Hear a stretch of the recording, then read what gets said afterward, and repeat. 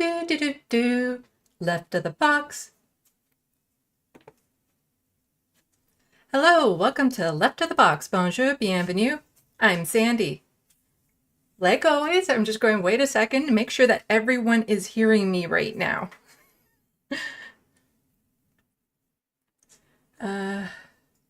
Let's see. And is everyone hearing me right now? Let's go to my main shot. Ah, hello. Yay, people can hear me. You see something? There's I'm not holding a mic. I'm using a mic. How's the audio quality? Loud? Okay, good. Yes, I have a new cord for my Yeti mic so I can be hands-free. And that's because between everyone's generous donations and a couple of gigs that I recently got paid for, Frodo's vet bill has been paid off. Yeah, let's put Frodo up here. See?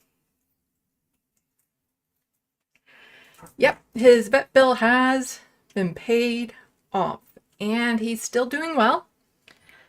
Still on the skinny side. But he seems to be a little bit more willing to interact with the babies and stuff. And I just want to thank everyone so much for all of your support. So in the description box below, I still have the links to my PayPal and how people can send me an e-transfer. And what I'm going to do is that when people send me money directly through those two methods, I'm going to put it aside, put it towards a free portrait, a pencil portrait that I do for somebody living with poverty. As soon as it reaches up the amount that a portrait would cost, I'll put out a call to people living with poverty and randomly select one to receive one of the pencil portraits that I do at no cost to them. So again, thank you everyone so much. Now I'm going to try something. You see, I realized I forgot to record an intro and add it in earlier because normally what I like to do is that, and it wasn't letting me just add it in the moment. So let's see if I skip over to it, if it will actually play. Do do do, theme song. Do do do, I'm broke so this is my theme song. Do do do, just imagine this is an awesome theme song. Do do, theme song.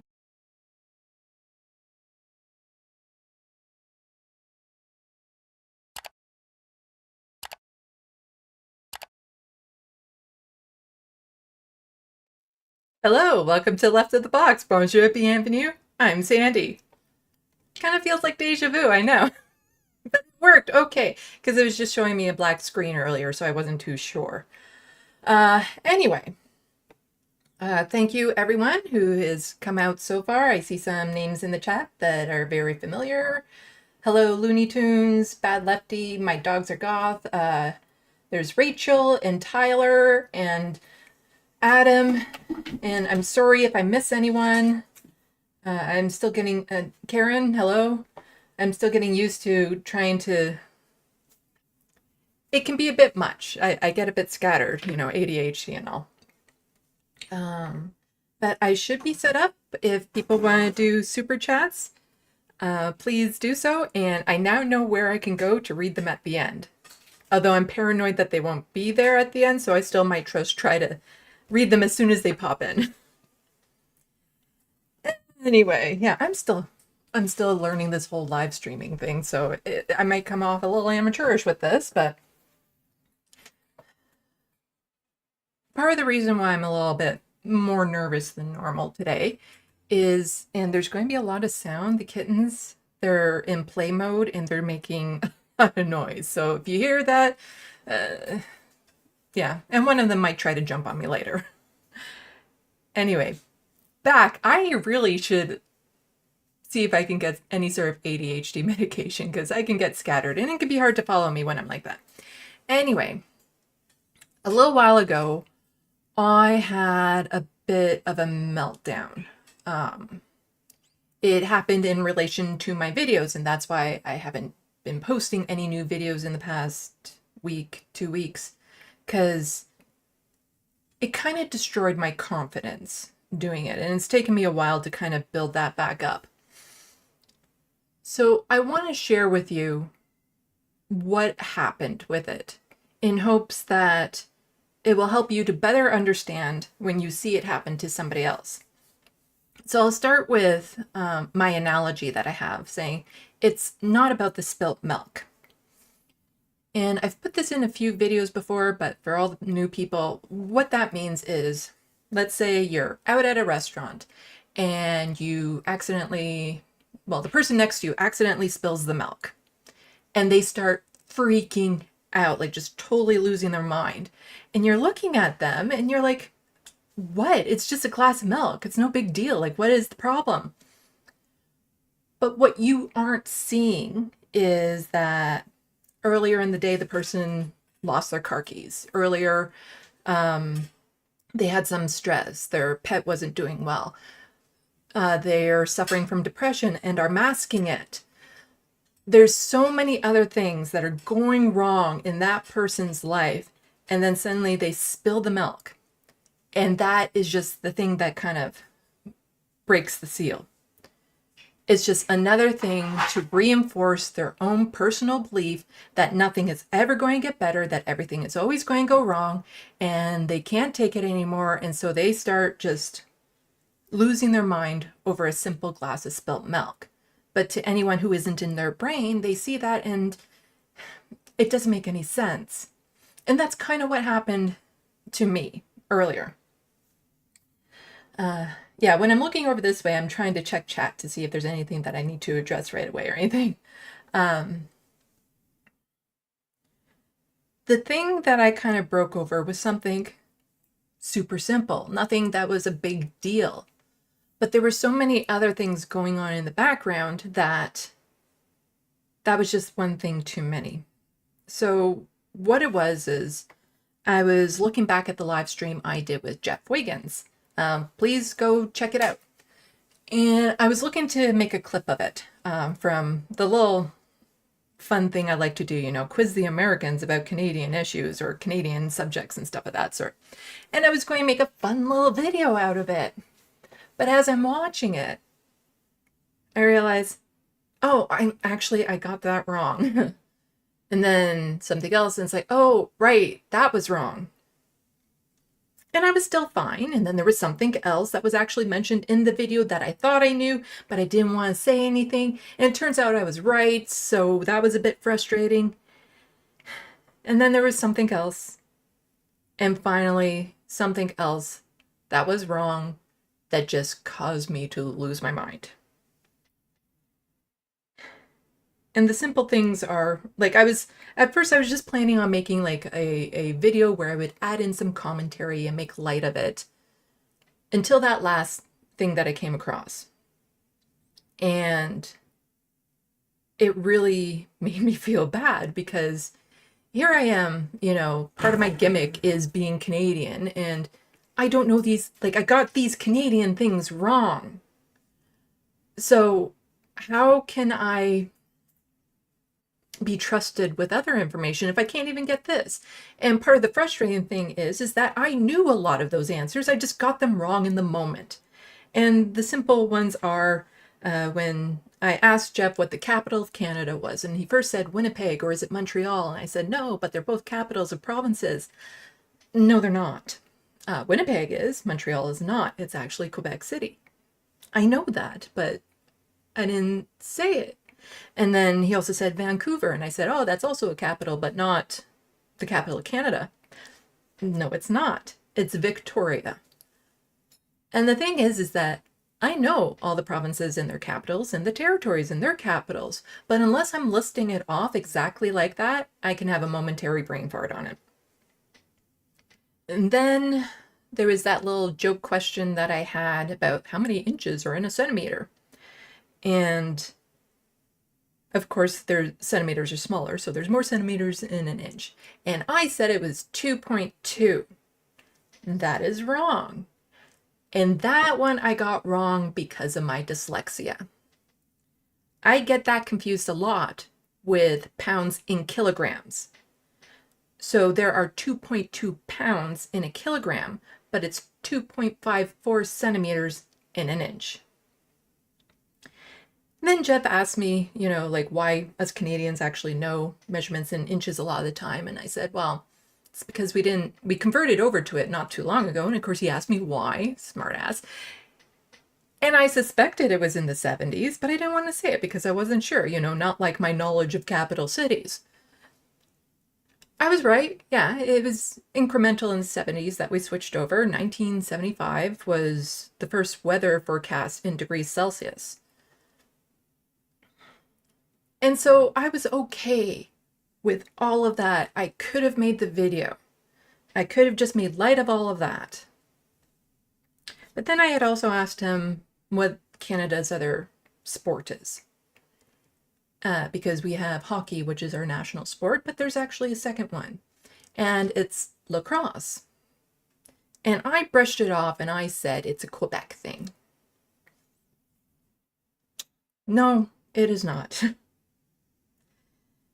It actually comes from Indigenous peoples here in Canada, and they've been playing it for centuries. And that one kind of ripped me apart.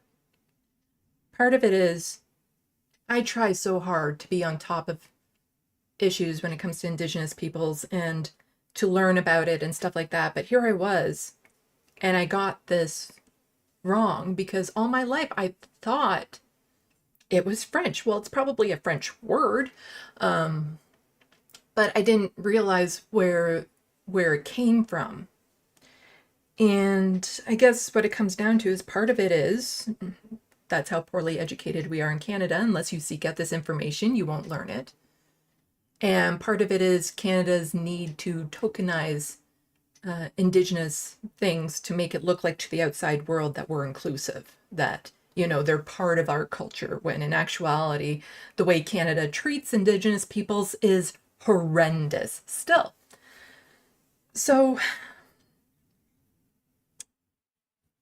that alone shouldn't have caused me to have a meltdown. That simple thing. But it did. And that's because of all the other things that were happening at that time. Let's just check. I'm not too sure how many other people, like part of it is nobody in the chat caught my mistakes either. Well, I think one person caught the centimeters in an inch thing, but nobody else corrected the capital cities. Like, I pride myself on relaying accurate information. And since like the measurement and lacrosse were questions that I knew ahead of time I was going to ask, and I wasn't just caught in the moment with them, I really should have looked them up first, but I didn't because part of me was a little bit confident. And it's not a big deal. Those mistakes were not a big deal. But here's what else was happening at that same time. The news in general, everything with Isreal and Gaza. I don't necessarily show it, but I feel these things inside. And it's not masking. It's more like I'm walking on ice, but I can't see past the ice. I can't see through it. So I don't know how thick it is. And so I can seem like I'm fine, and then suddenly I can mention, oh, I saw this video about something that happened in Gaza, and just completely lose my mind. Like, just completely break down. That's happened before when I was doing a video a long time ago, and one of the first mass graves beside a residential school was found. And I mentioned it. And even though up to that point I hadn't broken down, in that video, I just completely lost it because I feel it. I'm just not necessarily on the surface feeling it, but it's all happening internally. So that was happening. And then earlier that day, before I went to check that video to see what I should clip out, I tuned into somebody else's live stream. And a couple of my personal triggers were hit. So if somebody is going to verbally attack me, calling me fat, ugly, stupid, whatever, it doesn't bother me. Like, it really, really does not get under my skin. I don't care because I know what they're doing. I know it's just more of a reflection of them, that they're just trying to hurt me. However, the hosts of the live stream were watching a TikTok video of a woman going on a first date with somebody, and she was shaming him because he was taking her to the Cheesecake Factory. And she thought that this was making her look good. Like, her value as a woman was above being taken to someplace as low as the Cheesecake Factory. And then I see the comments in the chat. Well, she can afford to skip a few meals. You know, haha, funny, she doesn't need that dessert anyway. Yeah, she was fat. And that was said by people I know who might even pop into this chat or watch this video later on. And to them, I just want them to know there's no need to apologize to me or anything. It is just to let yourself be aware sometimes of the language you use, because it's when it's from people I know and like and feel like should be above this sort of thing, when they just kind of offhandedly say it in a joke. What that communicates to me is that they're just simply tolerating me. That, because I'm not thin. And in fact, I had to have surgery to be this way. I had to have a gastric bypass because I was severely overweight and I couldn't lose it no matter how hard I tried. And I have a really, really bad history of body image issues relating to my weight. And so when I see comments like that from people that I feel like are accepting people or people who see above that, and learn that it just reinforces my belief that everyone is shallow when it comes to that sort of thing. That all people will ever do is tolerate me and my appearance. And I know that's not necessarily true, but I've been rejected and been hurt because of my size so much in my life, and I haven't had any counterbalances, really.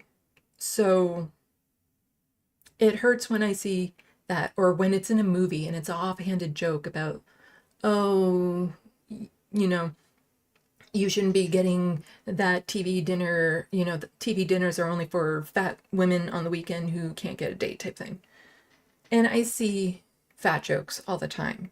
And it's still very much accepted because people are like, oh, well, it's about that person. And it's like, but it has consequences. And again, if it's from somebody who would normally just say that sort of thing, whatever, I don't care. But when it's from people I like who aren't even directing it at me, that's when it hurts. And then the hosts of the show, they also started mentioning things about her age, that she was trying to hide it and stuff like that. And I'm super sensitive about that as well, because I've hit a certain age in my life where people who present female and women are no longer considered socially valuable. And the reason why it bothers me so much is I've never really had a serious long-term relationship. And the older I get, the less likely it feels like it will ever happen. And aging is something that actually scares me a lot, because I get to a certain point in my life where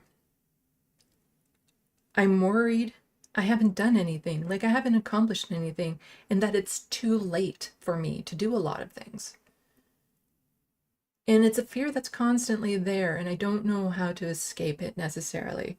Like, especially coming into this time of year, end of October, November, it's a really hard time of year for me for a few reasons.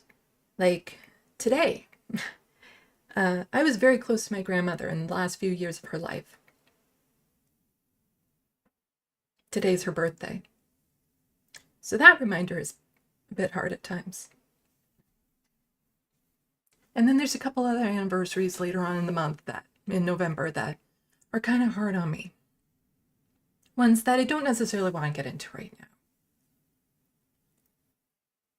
So all of that, plus there's some family issues going on that, again, I don't necessarily want to talk about that right now. It's just something that I am very scared for the safety of one of my family members. All of that is going on. And then, God damn it, I didn't know lacrosse was Indigenous. And that is what caused me to break. So it wasn't because I got that one thing wrong. It was because of all of those other things. And then it takes me a while to kind of get over it. Because again, I pride myself in wanting to relay the proper information to appear confident when I'm not, and all that sort of stuff. And so I don't even know if I'm over it yet. I don't know how. Like, if I knew how to recover from these things, it probably wouldn't be so bad.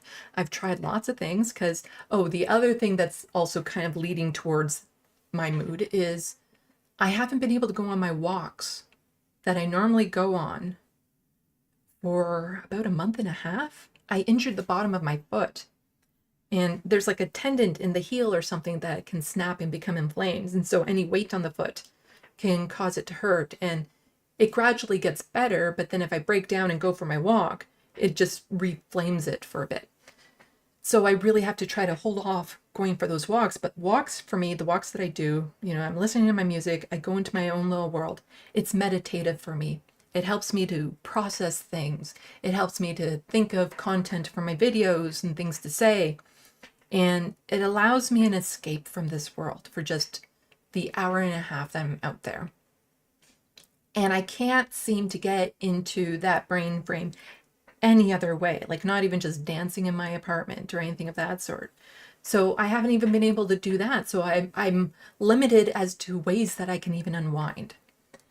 And so all of that led to this.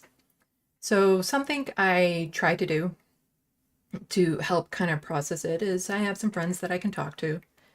And a couple of them pointed out some things that's like, okay, yeah, you got a point. Like my one friend, he told me, because I was so upset, I got these Canadian things wrong. How can I be, like, I'm losing my Canadian credential if I don't know the capital of BC or something like that. And he says, actually, no, it just goes more towards your Canadian credentials that you don't know things about Canada because that's every Canadian. It's like, yeah, you got a point there.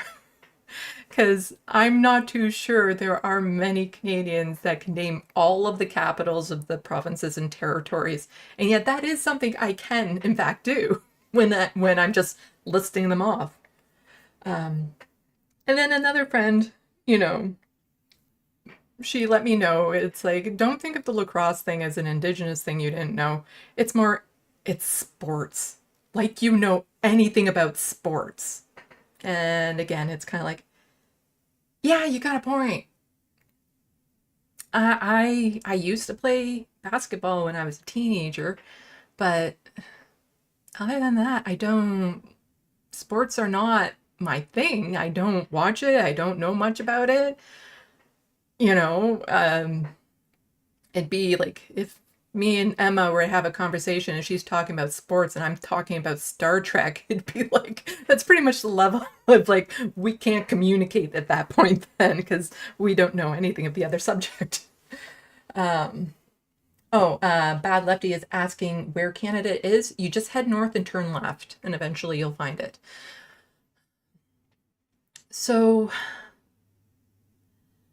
yeah, that little meltdown that I have, and it's not even a severe meltdown because I've had a lot worse meltdowns, but it was enough to kind of destroy my confidence into doing videos, into even coming on camera, because now it's just I'm so worried about what happens if I get the next thing wrong, because there's also a lot of pressure on people who present female to get everything right, because when we mess up, it's attacked even harsher, whereas if a man does it, it's like, oh, whatever.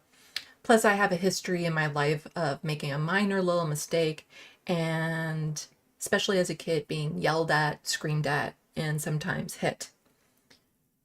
I wasn't I wasn't beaten as a child, but we were hit often enough out of anger that I was constantly afraid of it. And then even teachers would blow up at me over stupid little mistakes because I was the good kid. I was the quiet kid. I was the kid who had all the answers, who knew was correct all the time or something. So if I messed up and said something that I shouldn't have said, their reaction to me was so indignant that I did that they would blow up at me in front of the class sometimes. And so I have that history as well. So that's why I get very nervous about making mistakes. And then it makes me more nervous about just being spontaneous in a conversation, because that's what happened when I was talking to Jeff. I was just being spontaneous. And for some reason in the moment, I couldn't think of the right answers. So that's what happened. And like I said, I'm still trying to work through it. That's why I might seem a little bit more off-put. Also, I might look different because I did something different with my hair. I don't know if people can see it, but it's super duper curly right now. This is all natural curl too. But I decided to just take a shower and scruff it up with a Love hair product. And this is what I got. And I kind of like it. Although I have to be careful because all I want to do now is just play with it, the texture and the curls and stuff. And if I do that, I'll destroy these pretty curls before, I'm done this video. So I have to be careful not to pet my hair too much. So that is that. And to help me kind of get through all of that and plan for this video, I decided to get super organized with it. So I have a Word document with some points as to what I want to hit. Plus, I want to be going over a lot of tweets and videos and things that have been happening. And so what I've done is I selected all the things that I wanted, and there's like 50 tabs that I won't be going over all 50 of them, but it was so chaotic. It was so much that I didn't know what to do. So then I've actually put them all in their own separate, you can have instances of the web page open.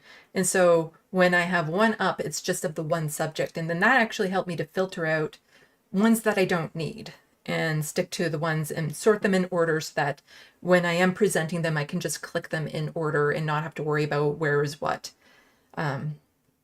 So that's helped a lot, and I'm hoping to do that for the video that I've been planning to do about the Million March for Children, which again, because of this little meltdown I had, when I sit down to work on it, I can't think. Like, it's just complete barrier trying to get that video done. And part of it is there's just so much information on it. It's a bit overwhelming, and it's trying to sort it out. And it's also ongoing. Like, Saskatchewan is going to pass the notwithstanding clause to violate the rights of queer kids, which I'll talk more about in that video when I finally get that posted. So, yeah, I just wanted to get personal with everyone and tell them all this, because I'm sure there are times in your life where you see somebody blow up. Like, road rage instances to me have a lot of this going on. Because if you get cut off in traffic, the rational response to that is not, swerving to hit the guy off the road or something of that sort. It's that there's a lot of stuff going on in the background. And that's just the last little straw that causes a person to snap. Or if you're with family or friends and you say something and they go quiet, or they seem to be upset over nothing, it's never over nothing. It's about the spilt milk. It's not about the spilt milk. So that is that. And so now, according to my list of things, I can move on to some of the subjects that I wanted to cover. But I'll just check the chat first to see if there's anything that I need to answer or anything. It's kind of like a little pause intermission in between going into the next segment. Ooh, getting fancy with my language here.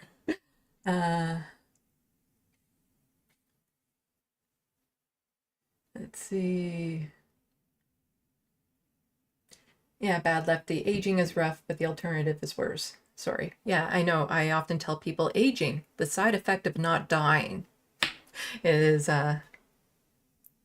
this Western culture's view of aging is just so bizarre to me, and I hate that I feed into it because people tease others for being old, or there's this stigma against being old.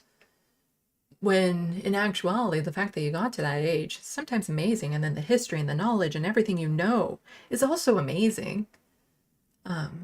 Like it should be a source of pride, your age, in a way. But that's capitalism for you. What? How can shaming people for being old have to do with capitalism? Well, it's simple. The older you get, the less likely you are to work. And they want those people kind of out of the system completely sometimes. And so there's a lot of shame if you can't work, if you can't feed into that capitalist system. If a woman or somebody who presents female is no longer in that fertile range that men feel like they should be in, then they're not useful for their patriarchal capitalist there's a word, systems that they want to uphold. And that's why there's also the lot of that pressure of, well, people still need to work when they're older. They still need to get out there. Or there's a lot of like, oh, look at this cutesy little news video article about this 80-year-old woman who's a greeter at Walmart and stuff of that sort, because even at that age, you still need to prove your worth in the capitalist system. That's really what it is. And some people simply can't afford to not work, which is, again, all part of it. And I think at its core, because not all cultures treat aging as a bad thing. White Western culture absolutely does. Let's see.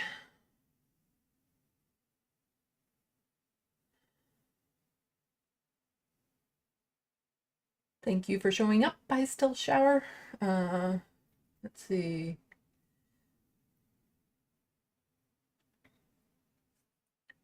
Oh, looks like it's Rachel's birthday. Happy birthday to you. Oh, you've gotten into the 40s, have you? David's pointing out, and a lot of people want to work for their own sanity, which I totally understand too. Some people don't like the downtime. And if that's all it was, great.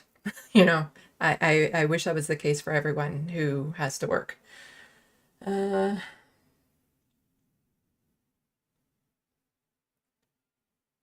So let's see. Let's see about me stirring the pot here. Because I'm going to now talk about Israel and Gaza. Let me get the screen set up. The problem is now I have at the bottom of my screen like 1,000 of these instances of the web page open. Is it this one? No, it's not that one. Luckily, you're not seeing me do this part because since I'm streaming like this, you don't have to see all the messing around that I'm doing trying to find it. Oh, it's this one. Okay.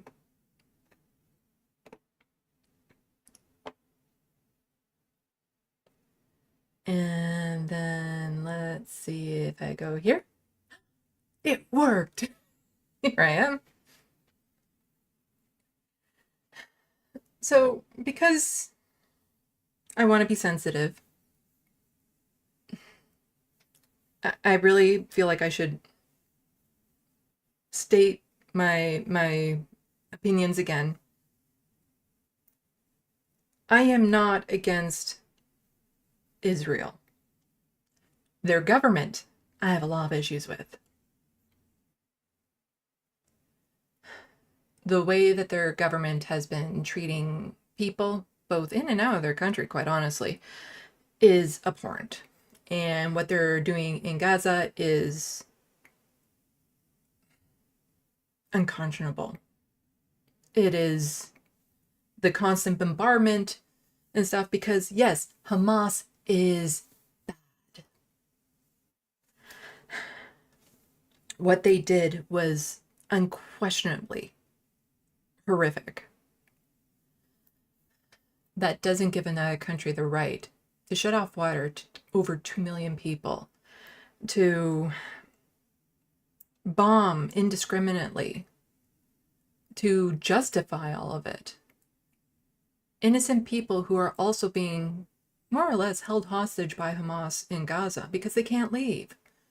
They can't vote them out. They don't have the power. There hasn't been an election in Gaza since 2006. At the same time, given Israel's treatment of Gaza and the West Bank, I can't say I'm surprised, which is not a justification. And everyone keeps on saying, oh, you're justifying the terrorism. And it's like, no, I'm not. It's just BDS doesn't work. Peaceful protests don't work. Like all these things that don't work are being taken away, which is just leaving fewer and fewer options. And still, Hamas should have never done what they did. Like attacking Israel like that, and the people at the music festival, the families, the homes, just evil. Like that's all it is. It's evil.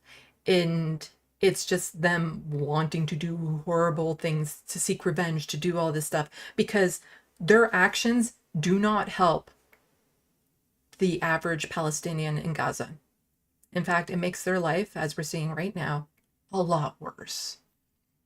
And so when I'm criticizing Israel, I'm not criticizing Jewish people. Okay, I will be criticizing a couple of them, but you'll see why.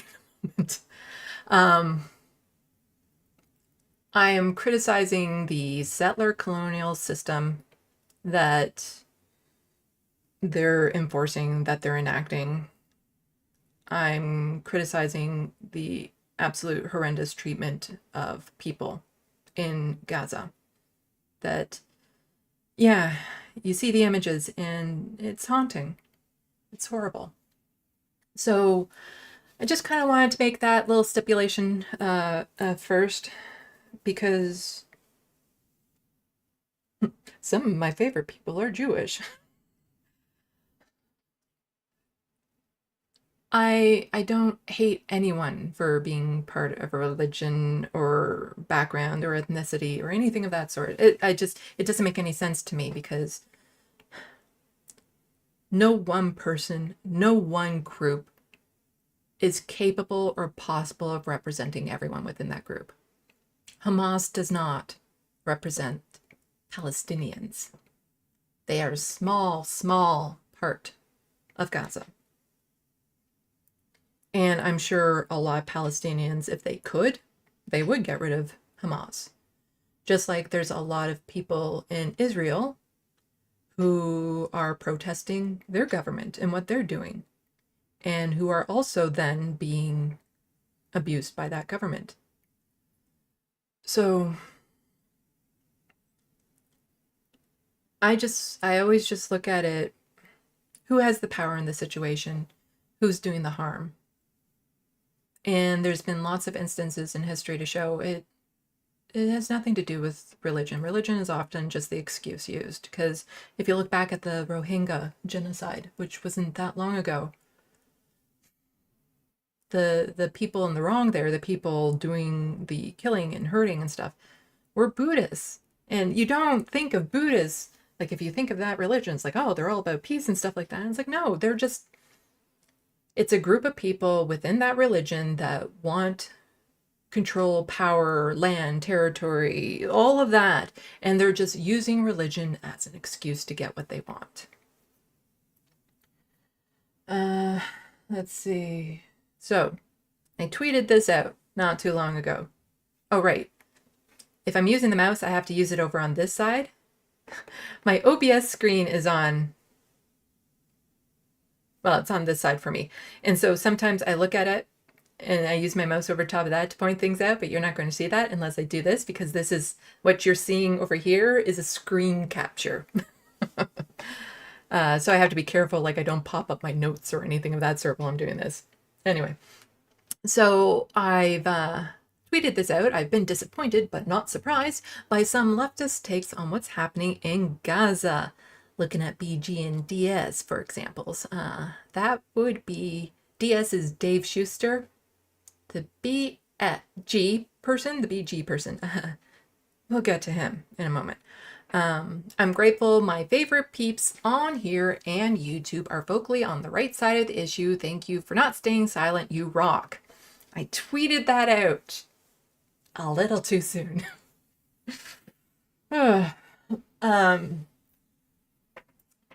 Yeah, there were some tweets from some people. And it's not even so much I'm necessarily surprised on the side that they landed on, but how intense and vitriolic it was. Or just how clueless, in a way, it was in some instances.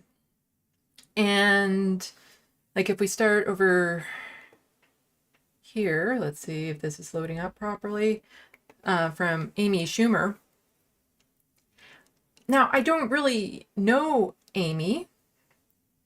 I can't say I'm necessarily a fan of hers, but this caught me off guard. Where it says, first they came for LGBTQ, and I stood up because love is love. And then they came for immigrants, and I stood up because families belong together. Then they came for the Black community, and I stood up because Black Lives Matter. Then they came for me, but I stood alone because I am a Jew. You know, my government, the American government, are literally spending billions for Israel, sending it to Israel. When it comes to this specific issue, you're not alone. And what bothers me a lot about statements like this is that there is a lot of anti-Semitism going on. Like, hate crimes against Jewish people is a severe problem. This is not one of them. Because, like, it's kind of hard to articulate at times, but you know, you see the synagogues that get attacked. You see Jewish people who are attacked, and that should never happen. But often the people attacking them are white nationalists, not people from Palestine. Like, unless you live in Israel and Hamas is there. If you're living over here in North America, the threat isn't from Muslim people. It's from white nationalists. Just like the threat to Muslim people here tends to also be white nationalists. The threat to me is also a white nationalist. There's a bit of a trend there. So that just to stand up there and be like, I'm alone in this fight. Oh, woe is me. When all the media out there, like people who in the public face who want to stand up for Palestinians, get shut down. They aren't allowed to go on TV. They aren't allowed to tweet it. Their managers are telling you stay away from the subject. Those who do are getting death threats. Who, you know, people are doxing them and doing all these other horrendous things. But it's the people with the most privilege who are Jewish that I see having these reactions, which is a thing. I'll touch on it in a little bit more too. So I can't say that I was disappointed in Amy per se because I don't know her much. I was just kind of shocked at how extreme that was. But here is one that I was actually just seriously disappointed with. Senator John Fetterman. I have spoken about him quite positively on my channel a few times. And when I've been on other channels, and when I've spoken about him quite positively a few times, because for people living with disabilities, he's become such a powerful advocate because of his own struggle with a disability that he got while he was actually running to become a senator. And I think it really opened his eyes, and he became more empathetic towards people with disabilities. And, I think it caused him to grow a lot as to who he is and his understanding. And I thought that was great. And so then I have a hard time wrapping my head around how somebody can have empathy in one direction like that, but not another. Like, it's still very difficult to put yourself in the shoes of another person unless it directly happens to you first. So again, I was kind of innocent Israelis were the victim of a terrorist attack that resulted in the loss of Jewish lives, the largest loss of Jewish lives since the Holocaust. Now we know the tragedy at the Gaza hospital was not caused by Israel. We don't know that because of the fog of war. This side's accusing that side, so on and so forth. We don't know what happened there. We do know Israel has admitted to bombing hospitals before, has admitted to telling them to evacuate, has admitted, and we've seen the evidence of them hitting other targets that in the laws of war play are not allowed, that are war crimes. So it's not unrealistic for people to jump and say it was Israel that bombed that hospital. But now there's this side saying that, and there's that side saying this, and I don't know. I don't know. But I do know they hit a UN base and destroyed a lot of supplies and killed people. They recently hit a church, a Christian church. They want to point out that, not all Palestinians are Muslim, because of course they aren't. So that happened. They've bombed the routes of they've told people to go to escape, and then they bombed those routes. So it's not unrealistic to think that Israel bombed this church or this hospital. So but even knowing all of this, I'm still willing to say fog of war. We don't know yet. Until there's an independent investigation on all of the things that happened, we don't know the specific details of each one. But we do have a broad picture of it at this time. So John continues by saying, I grieve for every innocent person and brave Israeli soldier killed since Hamas started this war. If not for the horrific attacks by Hamas terrorists, thousands of innocent Israelis and Palestinians would be alive today. Hamas was funded in part, I believe, by Netanyahu. They did some stuff because Hamas is there because the people saw no other choice way back when. And we'll get into it a little bit more later on, but even what Hamas stands for is skewed. They did used to have in their statements that they wanted to kill all Jewish people. That was there at one point. It's not necessarily in their charter anymore. But I don't know. We'll go over it in a moment. But that horrific attack does not justify the over 3,000 innocent people in Palestine who have so far been killed. Almost half of them children, because the medium age is 20, the average age is under 18 or something like that. So it's like a 50% chance that any destruction is going to kill children over there.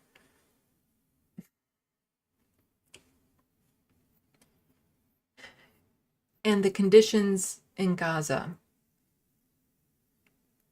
If they weren't like that, there would be no Hamas. Again, this is not a justification of it. It never is. I heard recently somebody relay a point that Michael Brooks made in analysis is not justification. You have to look at the root cause of why these things are happening if you actually want to solve the problem and have it not happen again. And that goes with so much that happens in society. When you see people lashing out to just blanket blame everyone else, it doesn't solve the problem. You need to actually be willing to talk about what led to it in the first place and go after those causes if you want it to stop. And I want it to stop. Like right now, at a bare minimum, there needs to be a ceasefire, like just flat out ceasefire, and allow aid to actually get into the tens of thousands of Palestinians who are suffering right now. But unlike me, now is not the time to talk about a ceasefire. We must support Israel in efforts to eliminate the Hamas terrorists who slaughtered innocent men, women, and children. I guess non-binaries aren't included in that. I know, it's a sad joke. I add it sometimes, but you can just say people, adults, and children. See, it's a shorter sentence. Hamas does not want peace. They want to destroy Israel. We can talk about a ceasefire after Hamas is neutralized. If it goes on like this, Hamas will never be neutralized. Even if they were to specifically be able to target from this point on, everyone is just Hamas. Like they were magically able to just pick out of the crowd everyone who's Hamas from this point on. The damage has been done. And it will just rebuild because the conditions that led to it have not changed. And who is defining what Hamas is in this instance? Like how many churches, how many hospitals, how many civilian apartment buildings have to be bombed before the powers that be have decided Hamas has been neutralized? And how many innocent people are going to die before the powers that be decide Hamas has been neutralized? There's no clean line there. In the meantime, I look forward to working with my colleagues in the Senate to quickly deliver aid to our ally Israel needs. This includes confirming ambassador, whatever. There needs to be a ceasefire for the sake of all the people who have already been devastated, who are hanging on by a thread. All the people who had nothing to do with this conflict. This needs to stop now.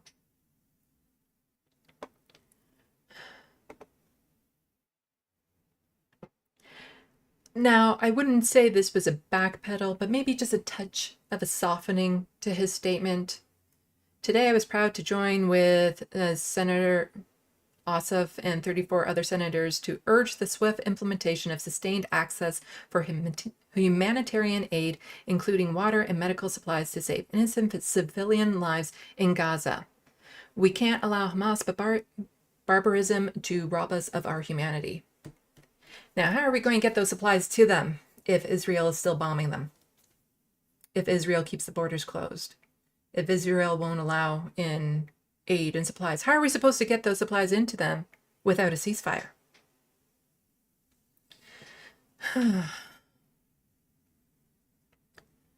So, yeah, that was disappointing to see that from him. But truth be told, I didn't know anything much more about him as he was running for senator. I knew about the issues around the disabilities because that was talked about a lot. But I didn't know his stances, so I'm disappointed, but to say I'm shocked with this one would be a bit off because you don't really know people online until they actually state their feelings about one thing or another. And it was just very disappointing that he could learn how to have empathy for one group of people but to the families being destroyed, being wiped off the map in Palestine, he doesn't have that same level of empathy for them.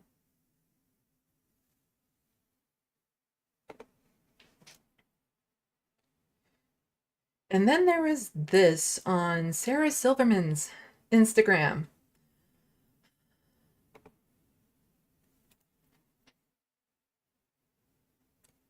Oh, right. Sorry about this. I probably should have put a content warning earlier.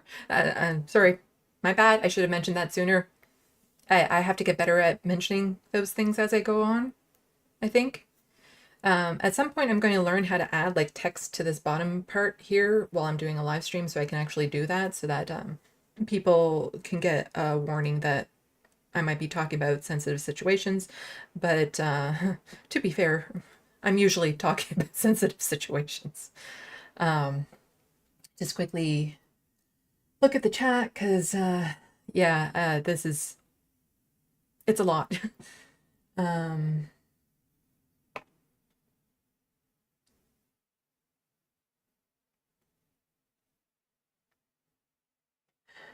Okay.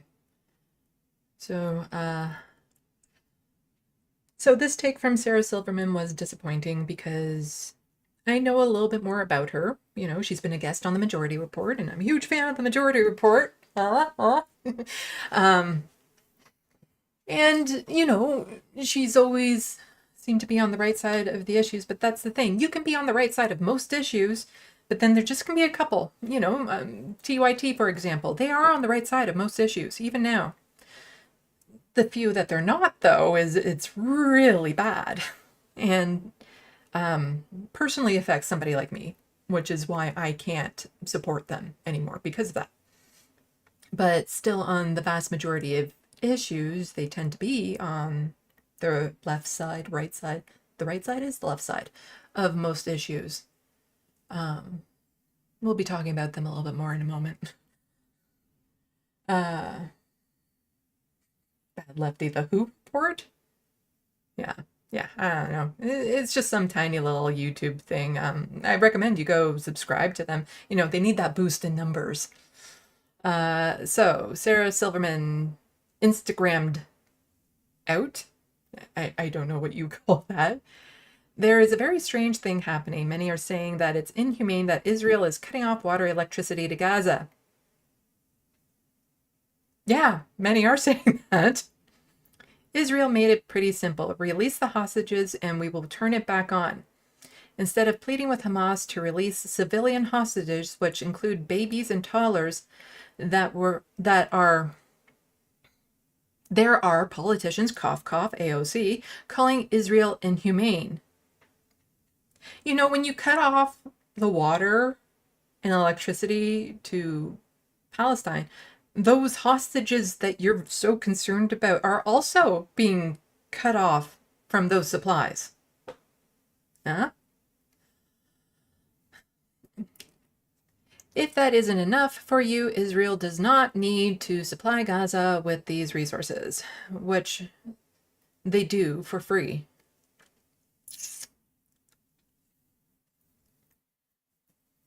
If Hamas doesn't spend billions of dollars on terrorists, they would be able to build the infrastructure to support themselves. That's not exactly how that one works. Yeah, I'll move to the main screen for a moment before I get back. Today in Canadian news. Thing. This one. Darn it. I hope you didn't see too much of that. That's going to be a surprise for later on. Anyway, live streams, yay! Back in the main screen. This idea that Israel is giving them these supplies for free, you know, coming from a settler colonial country like Canada, it would be like, look at all the Canadian government is doing for Indigenous peoples on reserves, like the water and infrastructure. Like, we just give that to them for free. The prison is responsible for the upkeep. We force them into that area. We don't give them the resources. Indigenous peoples are not able to just magically have clean water appear on their own. They need the federal government, which forced them into those situations to begin with, to do what is actually their job and fix the infrastructure. That is actually, in Canada's case, that's their job. When it comes to Gaza, those supplies that they would need to actually build that infrastructure are not allowed into the country. Or it's not a country, into the area. The idea of they're doing it for free when they're in that situation because of what Israel is doing to them is just so absurd. But they say, oh, but we can't give them the construction supplies because then Hamas will do this or Hamas will do that. And Hamas is always the reason why they can't be humane to the other 2 million people living in that area because of what Hamas might do.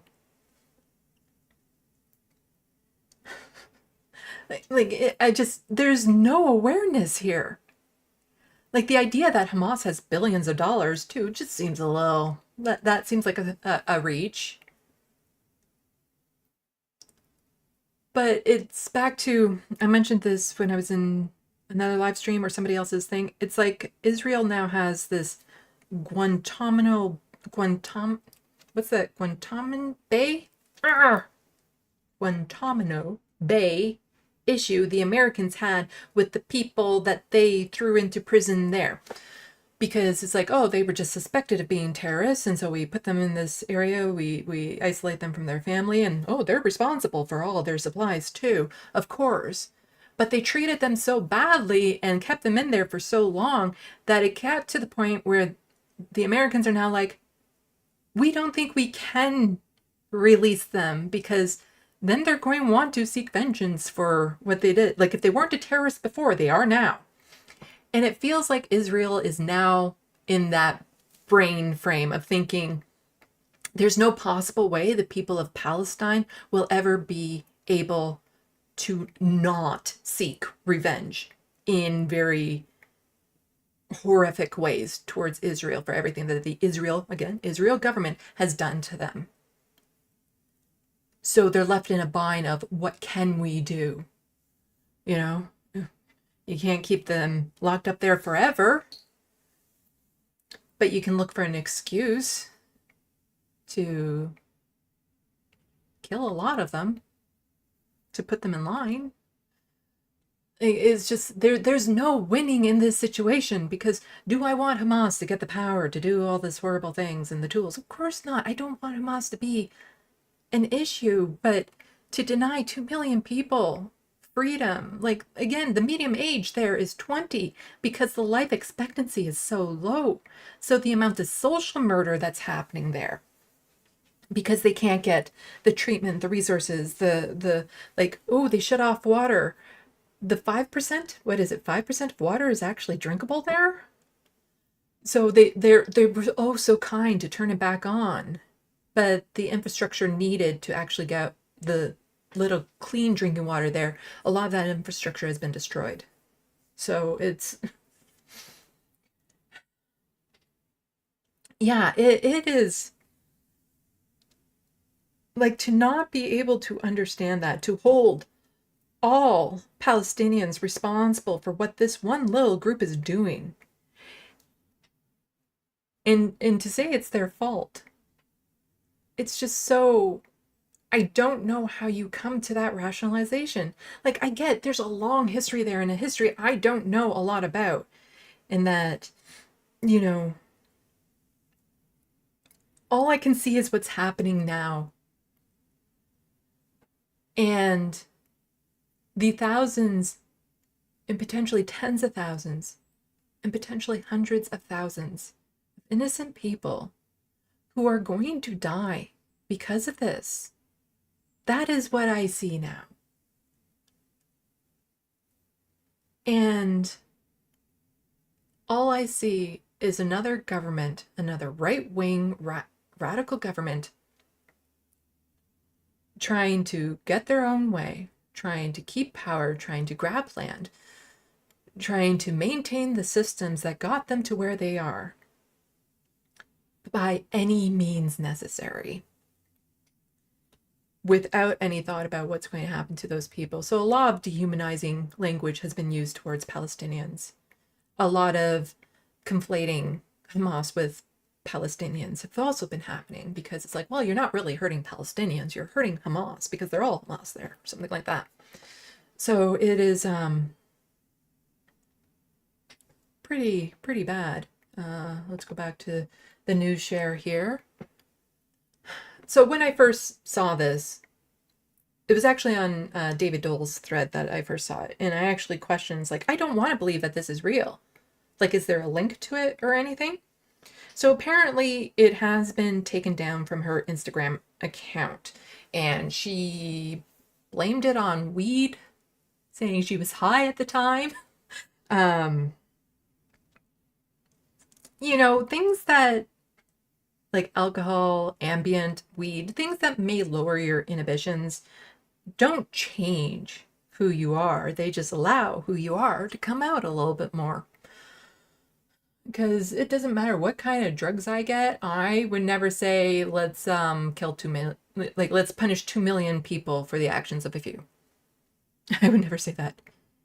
Like, or the racist statements that was Roseanne Barr said because she was on Ambient. And it's like, when I get sleepy, I don't become racist. Like, it's just, it doesn't matter how much drugged up I get. There's no drug out there that causes people to become something that isn't already inside of them. So since I didn't want to believe this is real, and a lot of what you see on Twitter is not real these days, and I figured, you know, it's easy to fake something like this, I went to her Instagram account to see if it was there. And of course, at that time, it wasn't there. But there was a lot of other stuff that was there that was really not her words as bad, like she didn't have in their PSA like this. But there were other things there that were kind of like, huh. I can see why she Instagrammed that out. I don't know. Is Instagram post, is it just a post? It's not a tweet. Is it a gram, like a musical gram you might get at the door? I don't know what they call it. So let's see. We'll go here, and so this here is from her. Let's see. Oops, no. Embed copy about this. No. This is on her Instagram page. So I'm looking at this video from her Instagram page. I'm not looking at this video from another source that I might have a personal connection to. This is strictly an Instagram post from Sarah that I saw.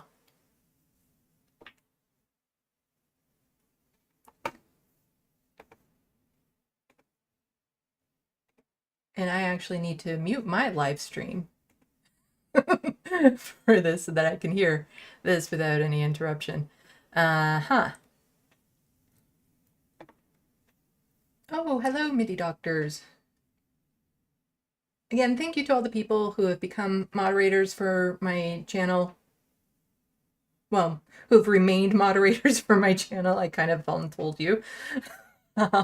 But you don't have to be moderators if you don't want to be. I don't know proper etiquette around that sort of thing, but I always appreciate MIDI doctors. I don't see the chat in Majority Report all that often because I usually watch it full screen and the chat goes by for me too fast. I can't keep track of it, but I do occasionally see you shouting me out, which I appreciate. So again, this video is from Sarah Silverman's Instagram account, and I don't know where she got it. We can skip through this part here. Oh, we know him. I mentioned something about a BG earlier. Ben Glebe, that's it. And for those of you who are wondering how I can play and pause this, there's actually a little thing, because Instagram doesn't let you do that, but there's a plugin for Chrome that you can actually add to make you do this, to allow you to do this, which is, oh, very handy. Oh, here, this is how I can make it bigger. There we go. Okay, you'll have to let me know if this is too loud. It would help if I turned on the volume.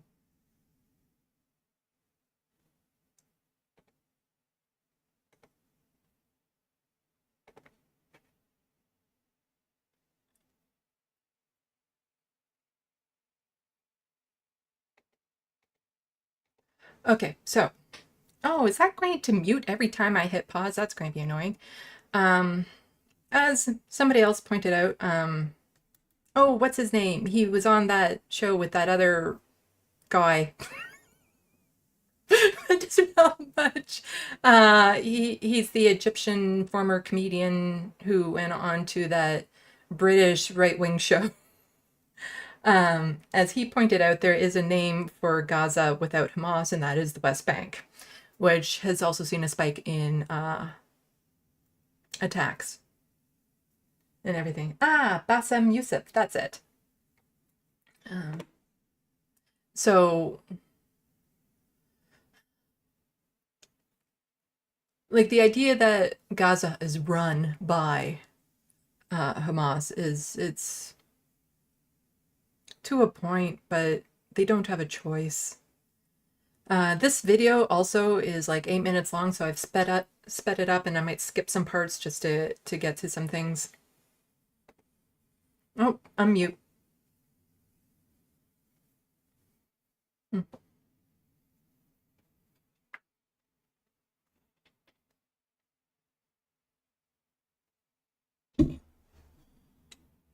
Great, that's what we're doing.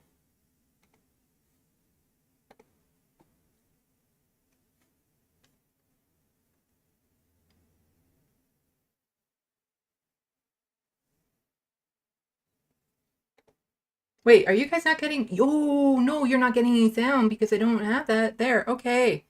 Sorry about that. Sorry. Okay, let's do a little quick.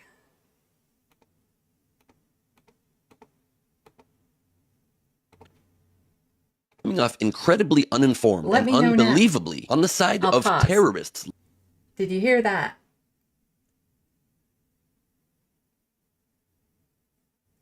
I'm waiting for anyone to respond. Okay, yeah. Yeah, okay, good. Sorry, it's, I had it muted on my OBS, so I could hear it, but you guys couldn't, so I could have just been making up what he's saying. Okay, so we'll start again from the beginning. Again, this is like an 8.5-minute video, so I might do some skipping around. It's sped up.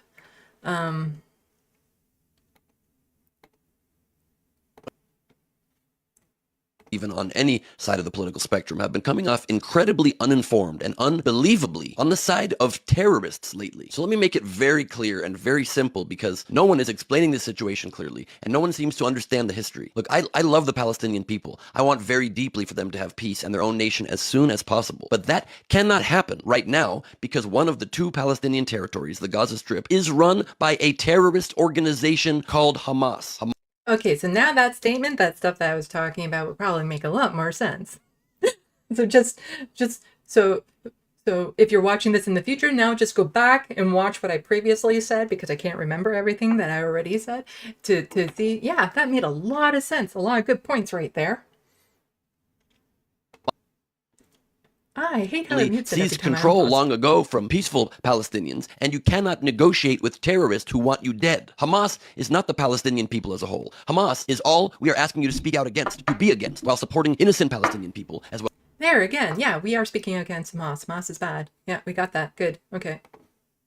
You don't have to support the current extreme right-wing Netanyahu Israeli government to support Israel. I don't. Netanyahu has made the situation much worse, no doubt. But at least the Israeli people have been protesting in historic numbers against him. The Palestinian people have not, for the record, been protesting against Hamas because... Oh, wait. Let's see why he says because. Sorry. If they did. Hamas is in historic numbers against him. The Palestinian people have not, for the record, been protesting against Hamas because they, too, would be murdered if they did. Hamas is an actual... Yeah, so... You can't get mad at them for not protesting and then acknowledge that it's because they would be murdered. like you can't be mad at Palestinians for being in that situation. But it's also not about that. It's that they're busy trying to survive. Like, even before all of this, they were busy trying to survive. protesting the one organization that is doing any sort of structural cohesion within Gaza is not at the top of their agenda.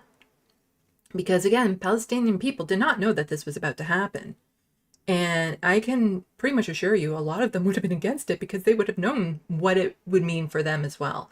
Not to mention, a lot of people in Palestine, they don't want anything bad to happen to the people in Israel. Like that's a thing, you know, where their hearts also bleed for the innocent lives lost over there. That's a thing.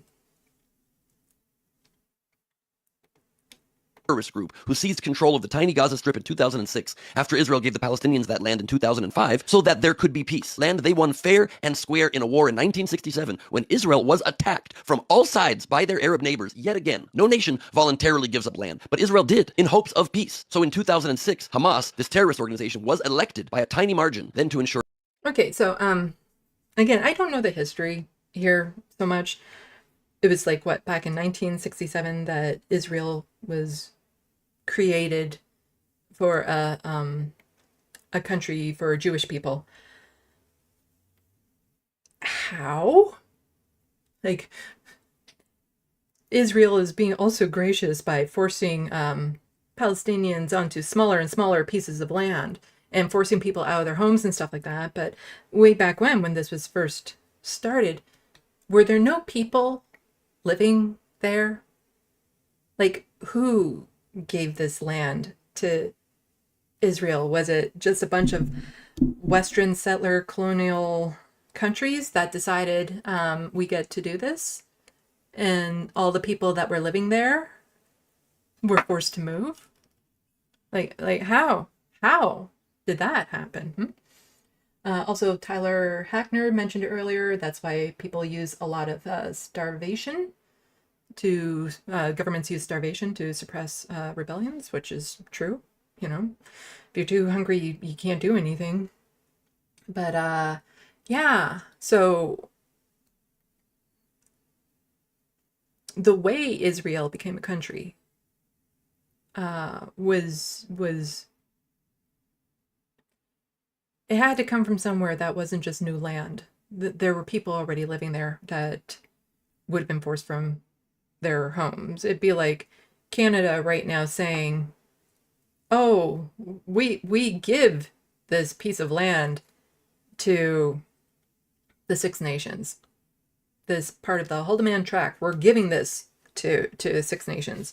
And for those of you who don't know, the Six Nations already own the land, is already theirs for the Haldimand Tract, but the government has constantly taken it away, and that's most of the land in Canada. It's like, yeah, no, we're gracious enough. We're going to give you this land. Yeah, we're good. We're good. We're even. Great. We gave you this shrinking piece of land, so be grateful. The Palestinians in the Gaza Strip. They murdered the opposition party leaders, their own people. They threw off buildings and dragged through the streets. Like, this is still the Dark Ages, because it clearly still is. Only this time, idiots on Instagram are supporting it, having no idea what they're talking about. There's no reason that the United States, England, and nearly every other Western country, the entire European Union, completely supports the Israeli people in this unprovoked war, and obviously does not support the terrorist, anti-LGBTQ, and I mean they throw gay people off of rooftops type of anti-LGBTQ, scaring women into wearing. Okay, don't bring me into this. Because I'm not entirely sure. I read somewhere, let me just double check, that are gay unions even allowed in Israel?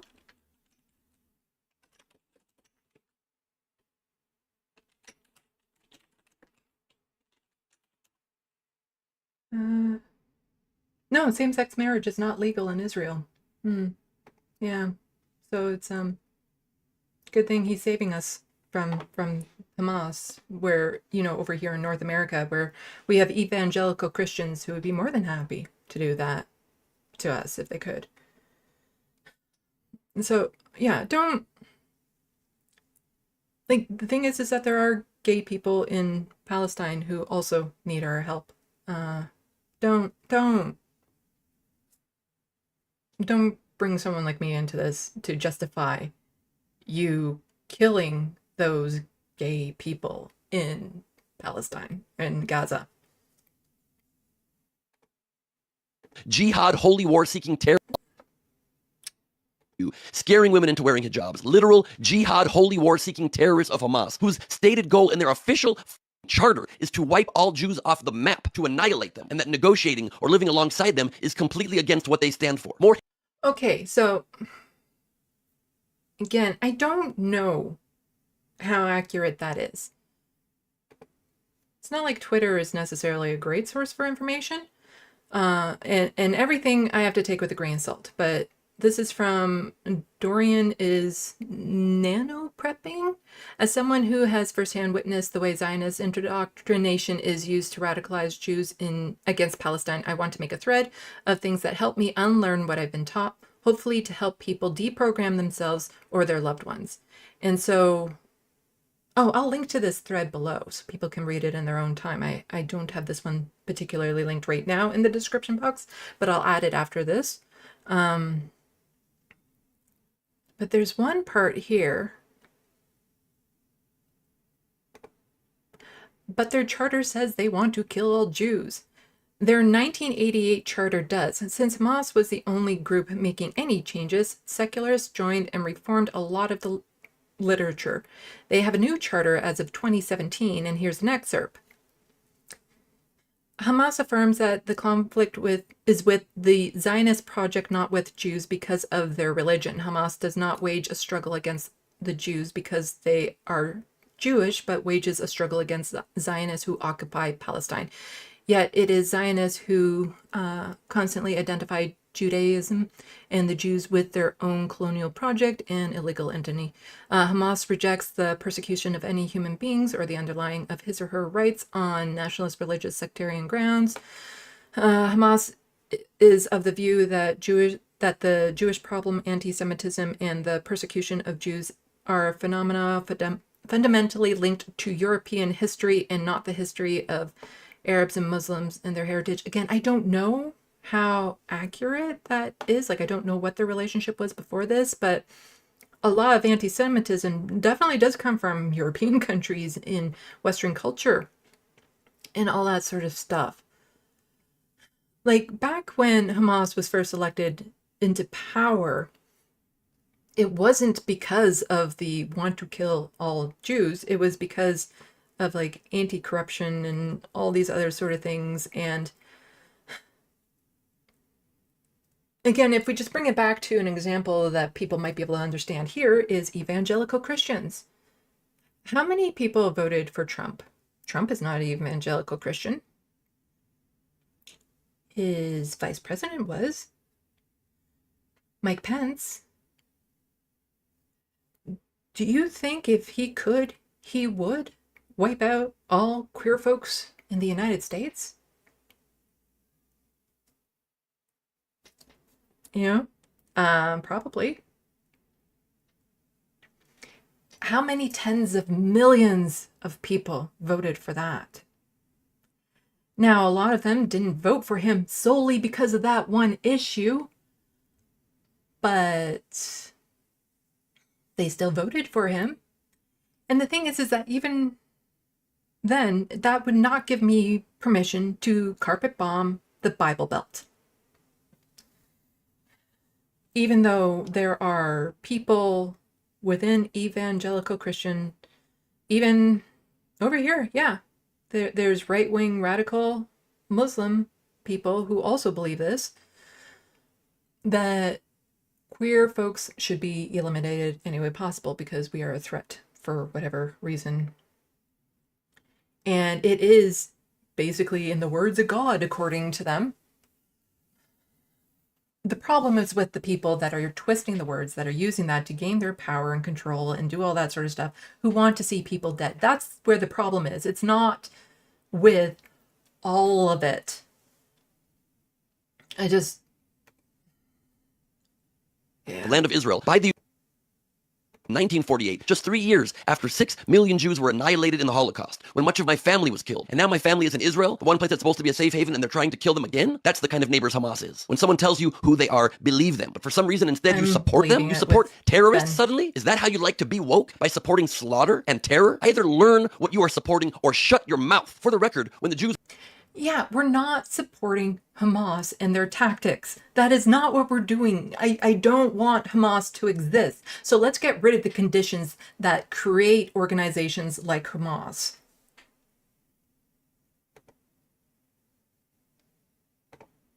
Is that how you like to be woke? By supporting slaughter and terror? Either learn what you are supporting or shut your mouth. For the record, when the Jews were offered Israel, their ancestral homeland, the Arabs were offered their own nation as well, side by side. And they said no, and instead attacked the Jews because they wanted all the land. And ever since then, there have been countless offers of peace from Israel, and land given back, and two-state solutions offered, and the Palestinians have always said no. Peace will come one day, but obviously... Again, I don't know the history, but I believe... I don't know what to believe when it comes to what offers have been made, what have been rejected. It just seems like all they've been doing is offering the same thing over and over again and getting mad at when that thing is not being accepted because it is not something that is acceptable. Like if you keep on trying to offer the same thing over and over again, you're not going to get any different results. I'm not sure, again, I'm not sure how much has been tried between the two. The idea of a two-state solution, I don't know if that's even possible at this point. Like, that's the thing. I don't know how to fix this going forward. I just, again, I'm seeing what's in front of my face and seeing all these innocent people being killed and slaughtered. So, you know, I don't have the answers. I see this vitriol coming from him, and I don't know his mind, but the way it's coming out, it sounds like disgust. It sounds like hatred. And I think what he fails to understand is that you cannot be anti-Semitic and you cannot be Islamophobic at the same time. Because there's more, it's just showing that, it's just bringing out some of his true feelings, I feel. Attacked the Jews because they wanted all the land. And ever since then, there have been countless offers of peace from Israel, and land given back, and two-state solutions offered, and the Palestinians have always said no. Peace will come one day, but obviously not when being ruled by terrorists. Terrorists have to be removed by any means necessary. And if you need another clue as to which side to be on here, which you shouldn't, what if you do, before you keep uneducatedly and embarrassingly supporting terrorist murderers? That's why, by the way, our other enemy, Iran, has been financially backing them. That's the clue for you. Literally, Iran has been paying them to kill Israelis, and it seems likely even helped directly plan the atrocities that just took place in Israel Saturday and Sunday, slaughtering over 900 innocent people in their homes and in the streets. These monsters killed 260 people at a music festival, then raped women next to the dead bodies of their friends. That was later proved to not be true. Or later it was debunked that happened.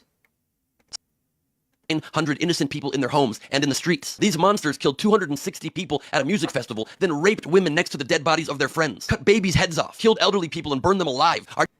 Again, that decapitating babies, that was also debunked. Like, that, those were things that witnesses have come out and said that didn't happen. Now, here is, again, it's the fog of war. It's all of this. It's, you know, here are some people screaming that Hamas is monsters, and they are, but to the extent of like they were doing this at the time, or they did this horrific thing and this horrific thing, is not true. At the same time, there are people saying Hamas has been treating the captives well and all this sort of stuff, and no, I doubt that too. Like, this idea that you can look at your own side and just see them as being like benevolent in their actions with everything they do is just false. Like, chances are some of the hostages have been treated very horrendously and poorly, and some of them have probably even died at the hands of the captors. Like, yeah, that happened, but to the extent that this horrific imagery that they're trying to bring out, like, that did not happen. You don't need to add this on top of what actually happened to make it so horrific. Like, just the idea of like 40 babies, where did that number come from? Because, like, I think of my apartment complexes, like, there's a whole bunch of apartment buildings in this area, and there's probably thousands of people living here, and I think there's maybe, what, 5 babies in total? Like, how much land do you have to cover to even get to that number? I just, you don't need to exaggerate the horrors. And a lot of this, again, nothing accurate is going to come out during this. You know, because yes, Hamas has probably been treating a lot of the captives horrendously. There might be some that have been treated quite well. I don't know. The best way is for all of them to be released and return safely back to Israel. That would be the best thing right now for that. But it's again, it's just this whole benevolent, we are holier than thou. When the stories that are coming out from the treatment of Palestinians that have been arrested by the Israeli police and what has happened to them, and how a lot of them have been arrested for no reason, and some of the horrors that have happened to them. Like, to say, for Hamas to say that that has not happened, that nobody has been raped or harmed, that is blatantly false as well. Because that is every institute that holds captives, unfortunately. And it is horrific, and I wish that would never happen. So, yeah, they can start by just releasing the hostages there.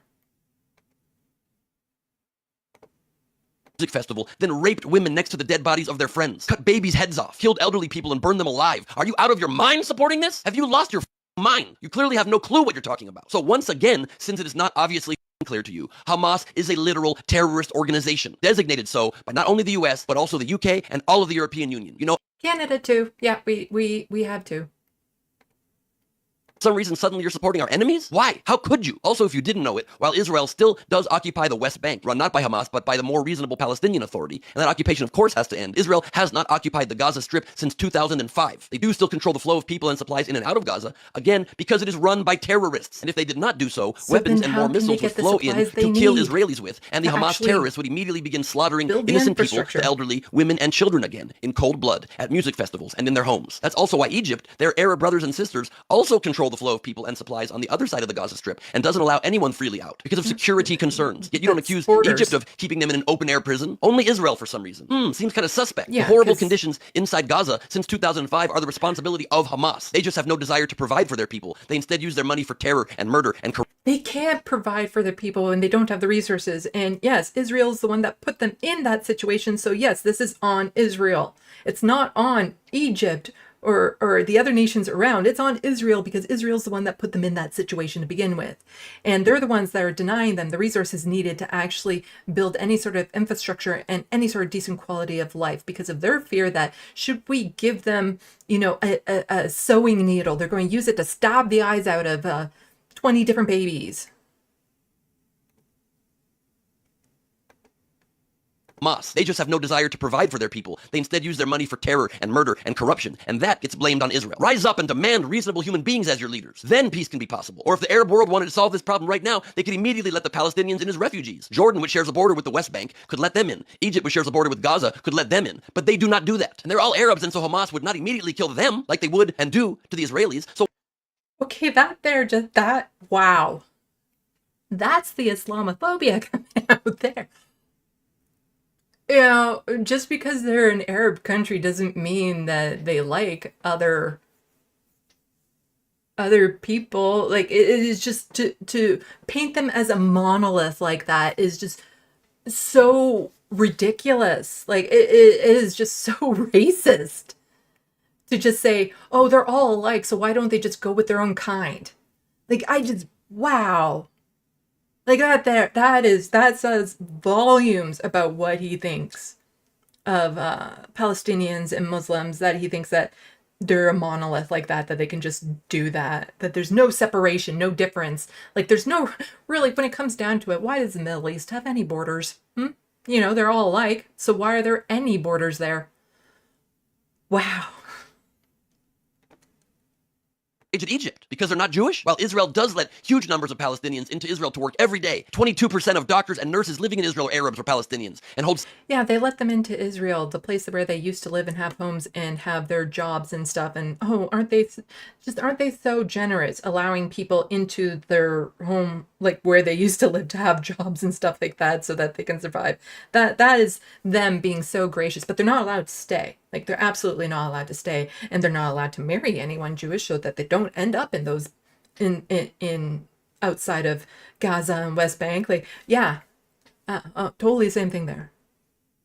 Have a seat on the Supreme Court. How dare you even compare these groups? One is a democracy and our only true ally in the Middle East, and the other wants to kill you, wants jihad across the planet. Seriously, check yourself. Have you lost all moral compass? Find a cause. When Hamas is removed from control of the Gaza Strip and non-terrorists, reasonable human beings are able to regain control of it again, then peace can finally be found. But you are making a horribly foolish mistake being suddenly on the side of terrorists. Have you ever been on the side of Al-Qaeda or ISIS or Hezbollah in Lebanon? Hamas is the exact same type of monster, only they are brutally killing innocent people right now. They're the biggest threat right now and are calling for literally this Friday a global day of jihad. So if you... No, they weren't. That actually was also debunked. That did not happen. Didn't happen. There's a good video about that from Beau of the Fifth Column, where he actually goes over, like, people who were spreading that rumor that there was going to be a day of action, jihad, something like that, was actually causing a lot of harm, even, like, especially even when it wasn't happening, just scaring people into thinking that it might happen, or a few people who are, you know, unhinged might actually listen to that and act out on it, even though it wasn't a thing. It didn't happen. So there are things in this video that is posted on the Sarah Silverman Instagram account, which I don't know where it's from at all, that are blatantly false. And he's wrong on things that make the situation so much worse. Like, he is adding so much harm with these words to everything he is doing here. Primitive monsters, before you know it, the fight will come to you. Make up your foolish mistake being suddenly on the side of terrorists. Have you ever been on the side of Al-Qaeda or ISIS or Hezbollah in Lebanon? Hamas is the exact same type of monster, only they are brutally killing innocent people right now. They're the biggest threat right now and are calling for literally this Friday a global day of jihad. So if you still support these primitive monsters, before you know it, the fight will come to you. Make up your mind. Regain your moral compass. Do what is right. Stand up for humanity and peace, and not for the horrible slaughter of innocent human beings. I'm Ben Glebe for Rebel HQ. Wake up! Yeah, horrible monsters, calling them horrible. That's the dehumanizing language. Like, all of that was just so bad. It gets worse. I don't watch TYT regularly ever since the whole issue around queer trans folks and stuff like that came out. So I don't watch them regularly, but every now and then I'm curious, like, how are they looking at an issue? And I will see one of their videos on YouTube and I'll click on it, and I usually regret it because there's usually a lot of, like, snarky, underhanded comments about radical leftists and all that sort of stuff. But I saw something in this video that I think you just have to see it for yourself. At least it's better than no warning, and right now we're at no warnings. And so, to be fair to Israel, Hamas didn't exactly give a warning here, okay? And so, now that being said, you knock down an 11-story building, there's tons of civilians in there, and so they're all dead. So we showed you the video of the dead Israelis because I don't want anyone thinking that this isn't awful. It's absolutely awful. And this particular conflict definitely started by Hamas. Now, we don't have the videos of the 78 dead Palestinian children, but they look just like those kids. Well, no, they don't. That is not fair at all, because nobody is slaughtering those children in cold blood. That is... Excuse me, what? The dead Palestinian children don't look the same as the Israeli dead children? So in this video, Cenk is on the right side of the issues. But what Ben is saying here is so morbid, so dark, I can't just...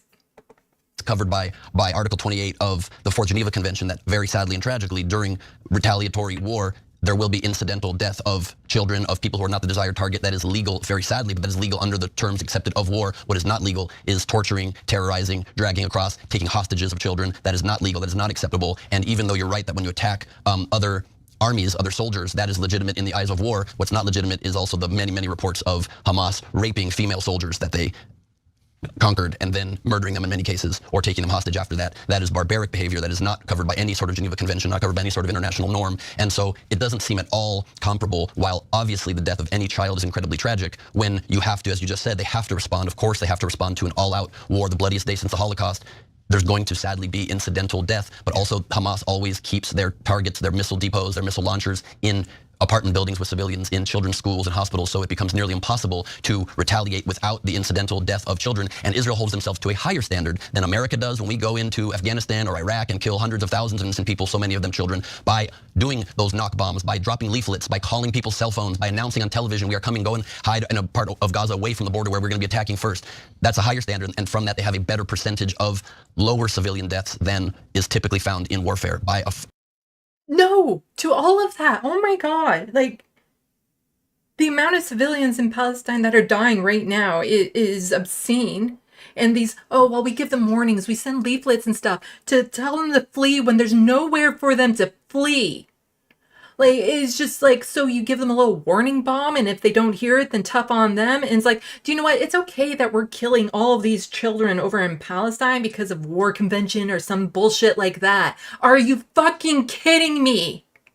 That he is on TV saying this to millions of people, that it's wrong when Hamas kills children and stuff because they're a terrorist organization. But when we kill children, it's okay. Like, sure, it's bad, but it's okay. It's all part of the cause. It's all part of, war and what we have to do. How absolutely garbage coming out of his mouth. And there is nowhere near enough pushback being done to him on this. Like, the idea that he can have these videos out there. And it's like, I get TYT likes to pride themselves on not censoring anyone, but there has been no pushback. There's been nobody calling Ben what he is on there. And that is, he is an Islamic phobic asshole. You can hear it in his voice how much he hates these people.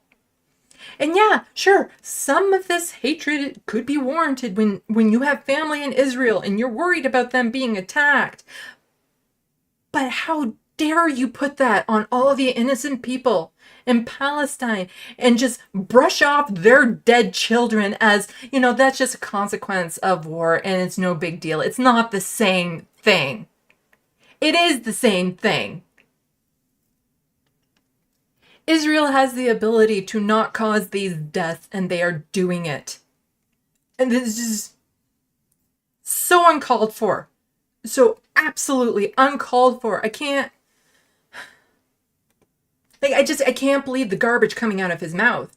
And that he's, again, I don't want to say even that he's allowed to do this on there, but where is the pushback? Where are people just saying, yeah, I don't agree with Ben and his statements here. Like, I understand this is a sensitive time for him and everything, but this went a little bit too far. Like, there's been none of that I've seen.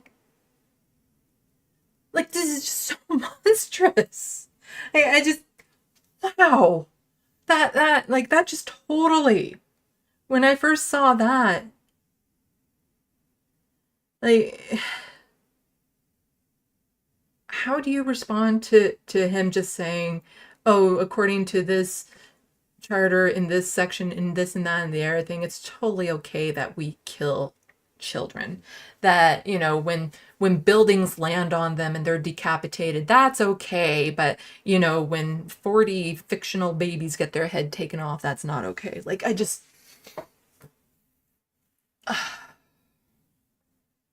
wow. And so what a lot of this is leading to is, there's this thing called white fragility. And I think there should be a thing probably called Zionist fragility. Because a lot of this just, it translates into other things. And yeah, sorry, this is just, it's a lot. This is not a sponsor of the show, it's just a sponsor of my ADHD. Caffeine helps keep me calm.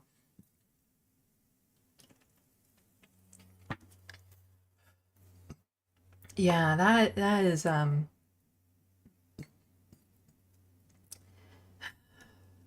so let's switch over to some of so again, part of my frustration with all of this is that Jewish people are often targeted and the victims of hate crimes.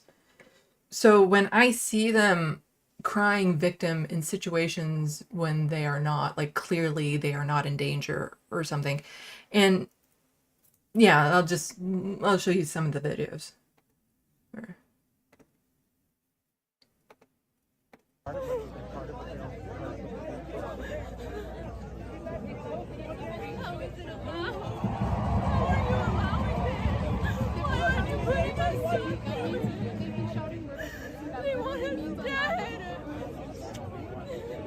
So this white woman, Jewish woman here, she's crying because there's a pro-Palestinian rally happening at her university campus, and she is crying to the authorities saying, "Why are you allowing this? They want us all dead." No, they're there to protest, to say we want to live. That's what that's what they're saying. They're saying we want to live. We want to be treated, fairly. But here she is acting like them saying this is a threat to her, that somehow she's in danger here. Because, having to acknowledge the horrors that the Israeli government is doing to Palestinians, well, that is a bit much. Like that could bring up some complicated emotions and stuff. And so it's much easier to just cry and say that they want us all dead, when that's not what that rally is about, and she's in absolutely no danger there. And like here's part of the thing. It's that yes, hate incidents against Jewish people have increased since all of this, but so has hate incidents against Muslim people. Like it is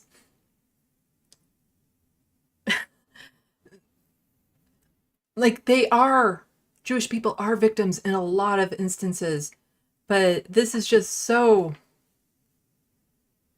out of place. And then you get, so here is somebody I follow on Twitter. His name is Michael Geist. I follow him because of Bill C-11, which is something to do with like online content being regulated under the CRTC, and what this means for online content creation and stuff.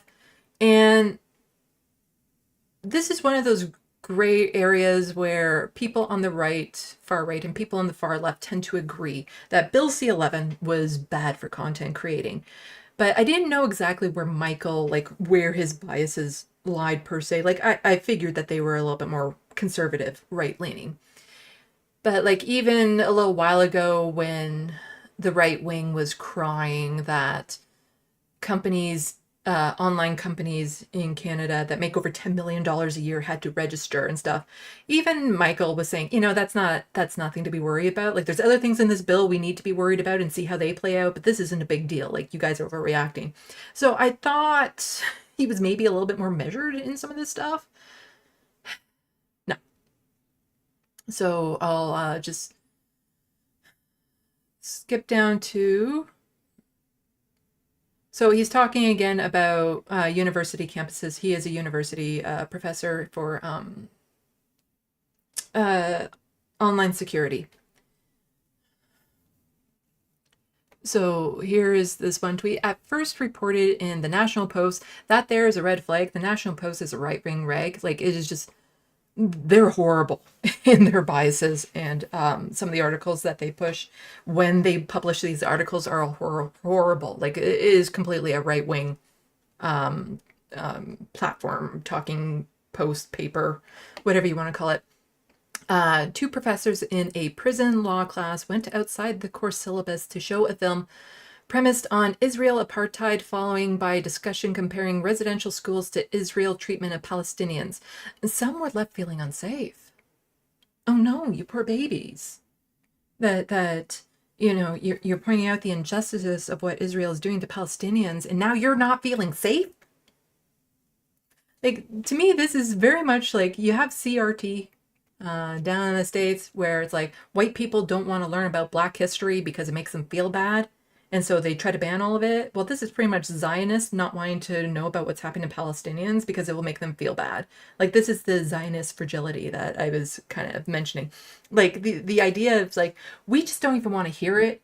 And the fact that you are even promoting it or talking about what is actually happening, well, that's hurting me as an individual. That's suppressing my rights, my freedoms by doing this. So how dare you talk about what Israel is actually doing to Palestinians right now? You're not making me feel safe by doing this. And it's just them not wanting to deal with reality, not wanting to deal with their own emotions on this, not wanting to deal with the fact that the country that gives them their privileges is also responsible for what is a genocide happening right now.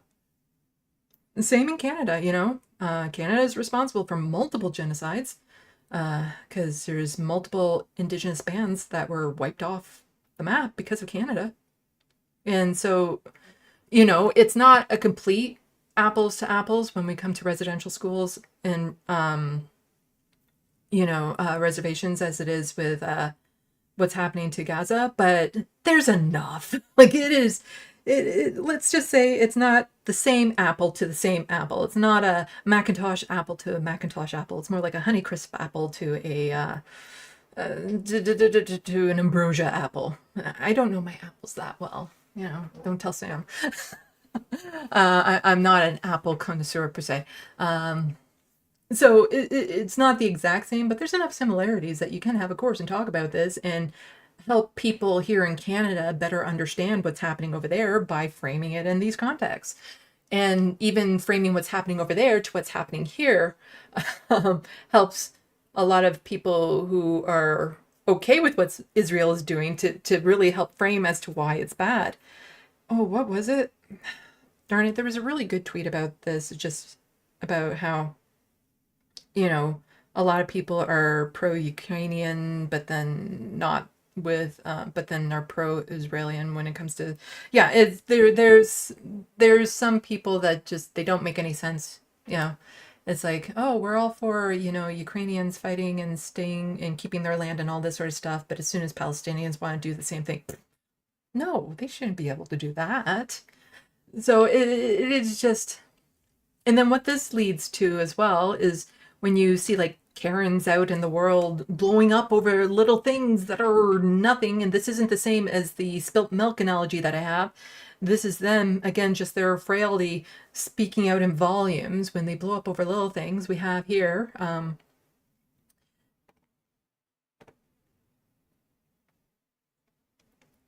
Greta Thunberg did a picture posted a picture in support of Palestinians, and there was this little octopus, this cute little octopus in the background. And so now there are people screaming at her that she's being anti-Semitic because octopus apparently is an anti-Semitic symbol, and that she did that on purpose because of blah, blah, blah.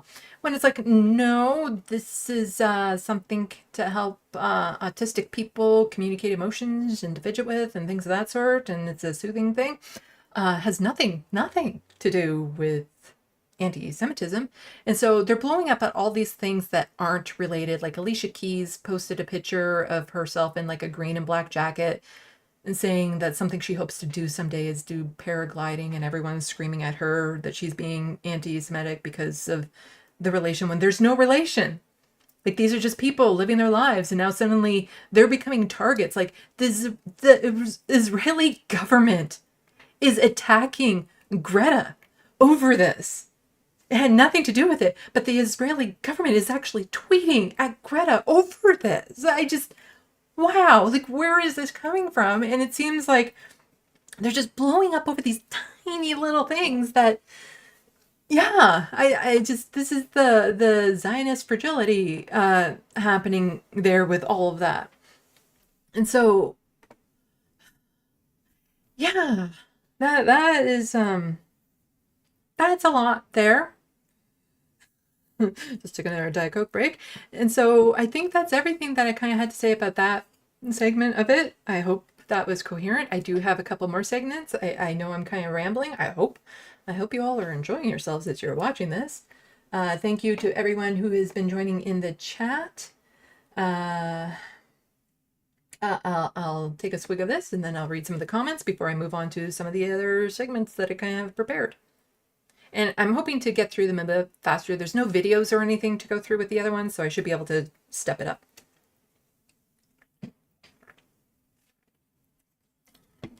I think my cats kind of tired themselves out earlier, making, a rampage ruckus all over the place. So they're sleeping now, which is kind of nice. But I know there's going to come a day where I'm doing these videos and Linear in particular just launches himself at me because there's nowhere on the back for him to sit. And he wants to be on me, so he'll just like launch and attack me to try to get onto my lap. It's cute, but it's annoying because then he does that thing. I put him down, he jumps back up. I put him down, he jumps back up. Anyway, he's a kitten. I love him. He's adorable. He's a pain in the ass. I love him. Let's see some of the comments.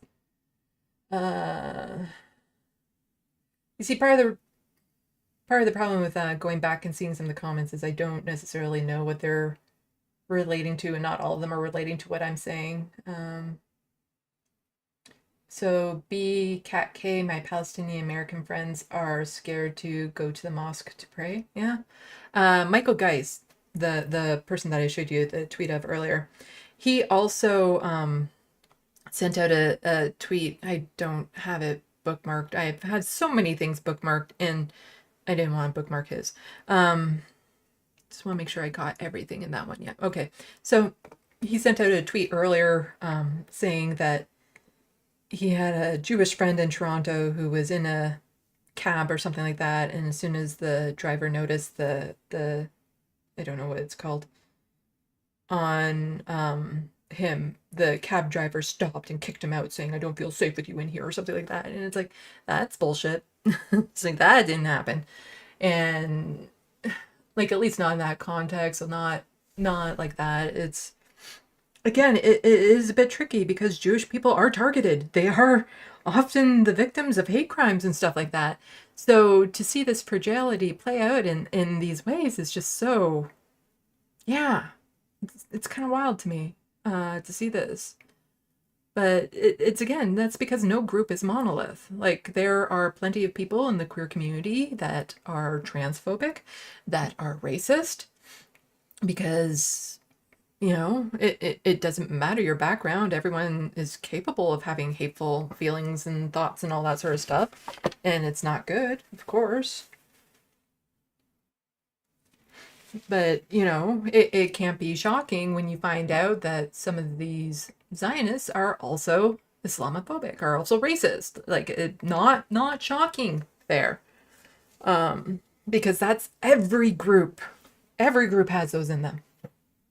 Because no group is a monolith. Sorry. Gets a bit dusty in here at times. Okay, let's see. Bad Lefty, I get distracted for 2 minutes and we're talking apples? Yes. Yes, apples to apples. That's also a board game. It's the PG version of that other game that I can't think of right now. That adults like to play. Anyway,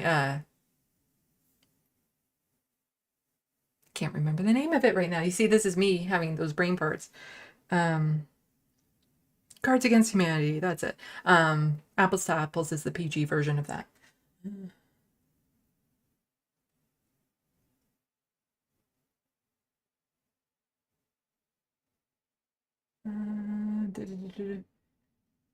It also, yeah, it doesn't help on any of these situations when, like, evangelical Christians are very supportive of the Zionist state because they have their own beliefs that, their religious beliefs that there's going to be a second coming or something of that sort if these things play out and blah, blah, blah. And it's just, like, if somebody was helping me, like if a right-winger was helping me cross the bridge because he knew the bridge was out, it's kind of like, Yeah. It's like, no, no, I'll help you cross the street. Just, I'm not doing anything. The lights are, I'm just pushing you out there, helping you cross the street. I'm being so nice, helping you cross the street. And my friends are driving the car that's about to hit you. uh, let's see.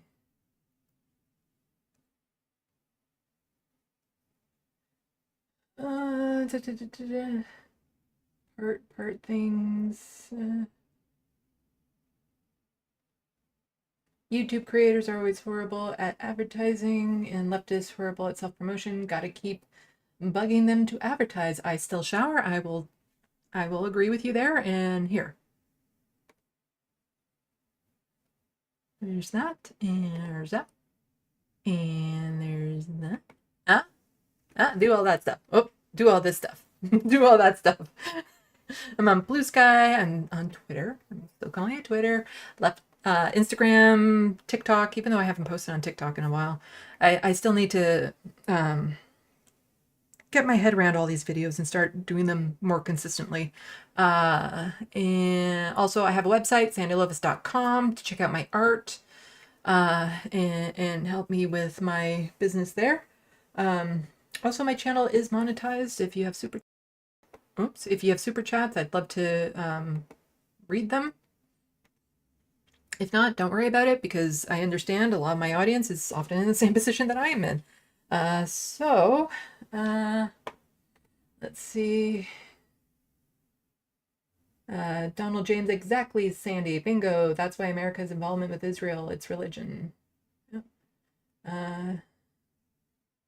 So many doctors, lots of new international law relevant to Gaza was introduced in the 1990s after Yugo civil war and the siege of Sarajevo. Google.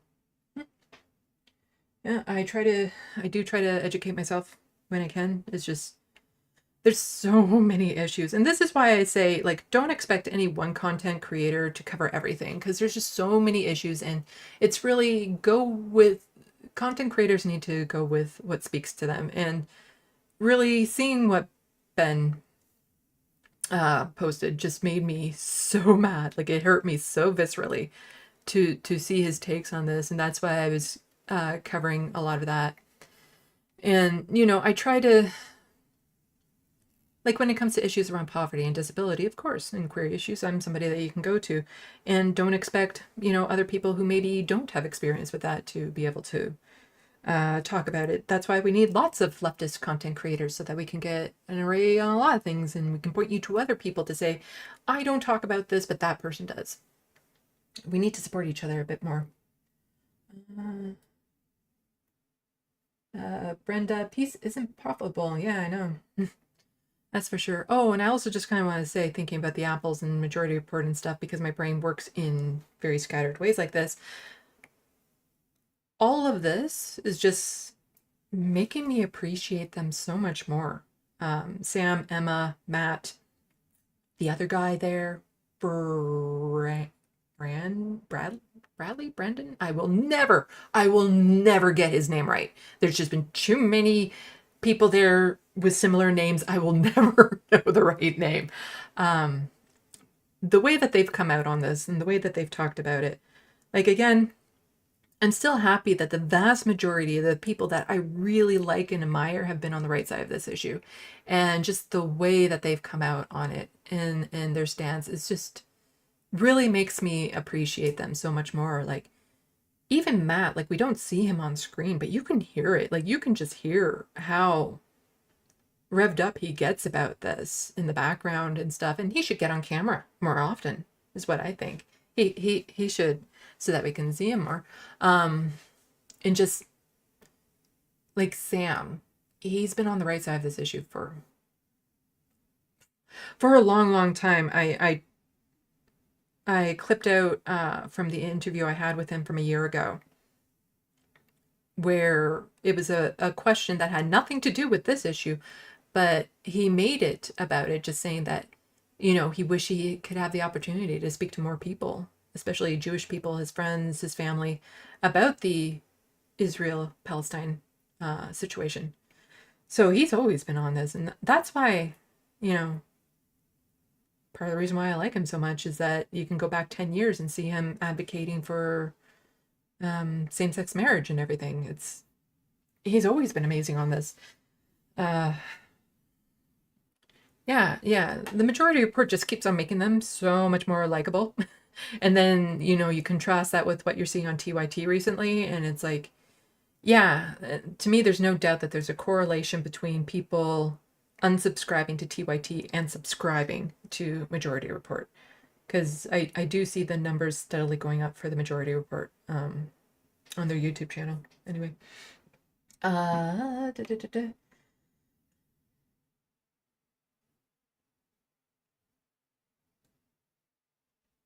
So I don't know what this is about, but Paul Cat Lover, seriously guys, I hope you read my comments in good faith. My hope is to inform, and if you know more than I learn from you, I love you, Sandee. Keep being you. Yeah, this is part of the reason why I have a hard time in comments is it's hard to know what a person means just by a few words sometimes, and I like to give people the benefit of the doubt when I see some things, unless I know the person and I know what they mean by certain things. But if it's a stranger, I tend to want to give them the benefit of the doubt. Like even Michael Geist, I suspected strongly he's conservative and maybe right-wing, but I wanted to give him the benefit of the doubt when it came to like the Bill C-11 stuff and everything of that sort, that maybe he could be rational on more issues. But I also leave my mind open to be changed about people one way or the other.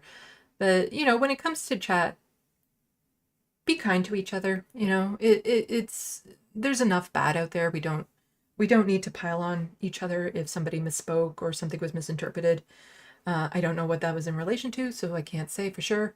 And sometimes also be aware that people can say something in good faith and not realize it's not. Like some people are sometimes afraid to ask me questions about queerness or being non-binary because they're afraid that even by simply asking the question or wanting to talk about it, that'll make them look bad. And it's like, as long as anybody is asking me something in good faith, they can ask me whatever the hell they want. I don't care.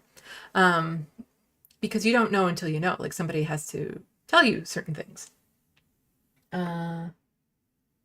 So Karen Bass says, I'm afraid I know absolutely nothing about Bill C-11. I have playlists on that on my channel. I've been meaning to do like an update video on that now that it is law. It has been passed through Parliament, but feel free to go through that and see. It's to regulate online content the same way that they regulate radio and television broadcasting, which is just so... Like again, I'm all for regulating online content, but the way that they were doing it was just so wrong and is so wrong. And it's going to take time to see how a lot of this plays out. And I'm worried about how a lot of this will play out because it's set up in such a way that it could get a lot worse. Yeah, you can go check out the videos that I've made on it already. And it's one of those things, because I'll touch on this in a moment, where again, people on the far right and people on the far left can actually agree because everyone hates the center, except if you're a centrist. I don't think right-wingers would be against Bill C-11 if it had been a conservative government to push it through. Plain and simple. They are just looking for reasons to be contrarian to the Liberal Party. And so this is something that they can kind of pretend to be around the guise of free speech, so that's what they're doing. Whereas if it was a conservative government, then of course they need to do this to make sure that, us extreme radical leftists aren't putting out fake news and all that sort of stuff. Oh, I guess I don't need these in anymore, because there's no more. Oh, there is a video later on. Anyway, just a fun video at the end. Okay, so let's move on to some of my other segments that I have planned here, and this is where I get to do this fun thing. Today in Canadian news.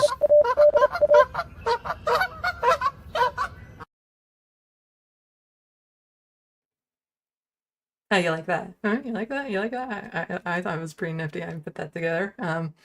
That is the late, great Michael Brooks voice in there. Let me know if you like that. It took me a while to make it.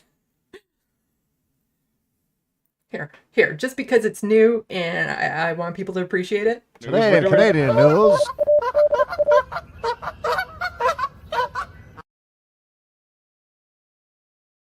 Yeah, that was pretty cool, huh? The beeping you hear there, it's actually Morse code and it spells out Canada. Because I put way too much thought into this sometimes. So let's go to news share. Okay, so I did a surprise live stream not too long ago because there was something in Canadian news about all of the Israel-Palestine thing that got me upset. So I popped on because Sarah Jama, an MPP for Ontario, made a very good statement. She's an NDP, that's the New Democrat Party. MPP is member of provincial parliament. It's provincial representation versus federal is an MP. And depending on the province, it's called something else. For those of you in the know for Canada, those are things that I do know off the top of my head because there's other provinces that refer to it as an MLA, which is member of Legislative Assembly. And it's something completely different in Quebec because it's French. But anyway, she made this very near the beginning of when a lot of this started. Good statement. But people started lashing out at her, saying she's being anti-Semitic, that this is horrible, how dare she do this, all of that stuff. And the amount of abuse that she got is pretty bad. But now we have finally Merritt Stiles, who is the leader of the Ontario NDP, coming out saying we call for a ceasefire and end to the siege in Gaza, urgent humanitarian aid, the release of all hostages. And she challenges her fellow MPPs to consider how to help the end the scourge of war and terror. And that is pretty much what Sarah was calling for. Even though Merritt Stiles, if you go back to that video, you'll find that she completely threw Sarah under the bus and put out a statement against Sarah for what she did. There's been no apology to Sarah about this. Nobody has said, yeah, we maybe overreacted to what Sarah said. There's been none of that. In fact, it's gotten worse. So just a reminder, this is the statement that she put out. I won't go over all of it, but just, she says, she refers to Palestine territory as being, apartheid, which I think is where a lot of people got upset. She didn't directly call out Hamas, but she just said, she prays, she feels for the victims on all sides type thing. We are seeing the definition of apartheid in real time through the continued violation of human rights in Gaza through the use of white phosphorus chemicals, withholding of access to food, fuel, water, all the destruction and exit from Gaza. And my heart generally goes out to all those impacted by this ongoing violence. So mentions something about the 75-year history of violence and all that sort of stuff. But there's nothing, like, she's not praising Hamas here. She's not doing any sort of real both sidesing or anything of that sort. She's just saying she wants it to end. She wants a ceasefire. And yet the leader of her own party threw her under a bus. We'll get into it. So Doug Ford, the premier of the province, elected with only 18% of the possible votes, and is so deep in the pockets of his, that was going to be a good joke, contributors. That's not the word that I want. Funders. Yeah, so deep in the pockets of his funders, he can fix the plot holes in Ant-Man and the Wasp: Quantumania. That's the joke. I have that in a different video. It worked much better in that video. But he responded to Sarah's statement by saying this. And I read this when I was doing the live stream live. And Sarah Jama has a long and well-documented history of anti-Semitism, as in she has spoken up for Palestinian rights before. That's all. She's not anti-Semitic. So he's very paternalistic, very patriarchal, very misogynistic in this, just saying, since Meryl Stiles won't do what's necessary, I will, and call for Sarah to step down. But then he says this. Nearly 24 hours after Miss Jama's disturbing statement, Miss Stiles has yet to hold Miss Jama accountable for publicly supporting the rape and murder of innocent Jewish people. And this is still, he posted this October 11th, and this is still in his Twitter account, where he is saying that. Wow.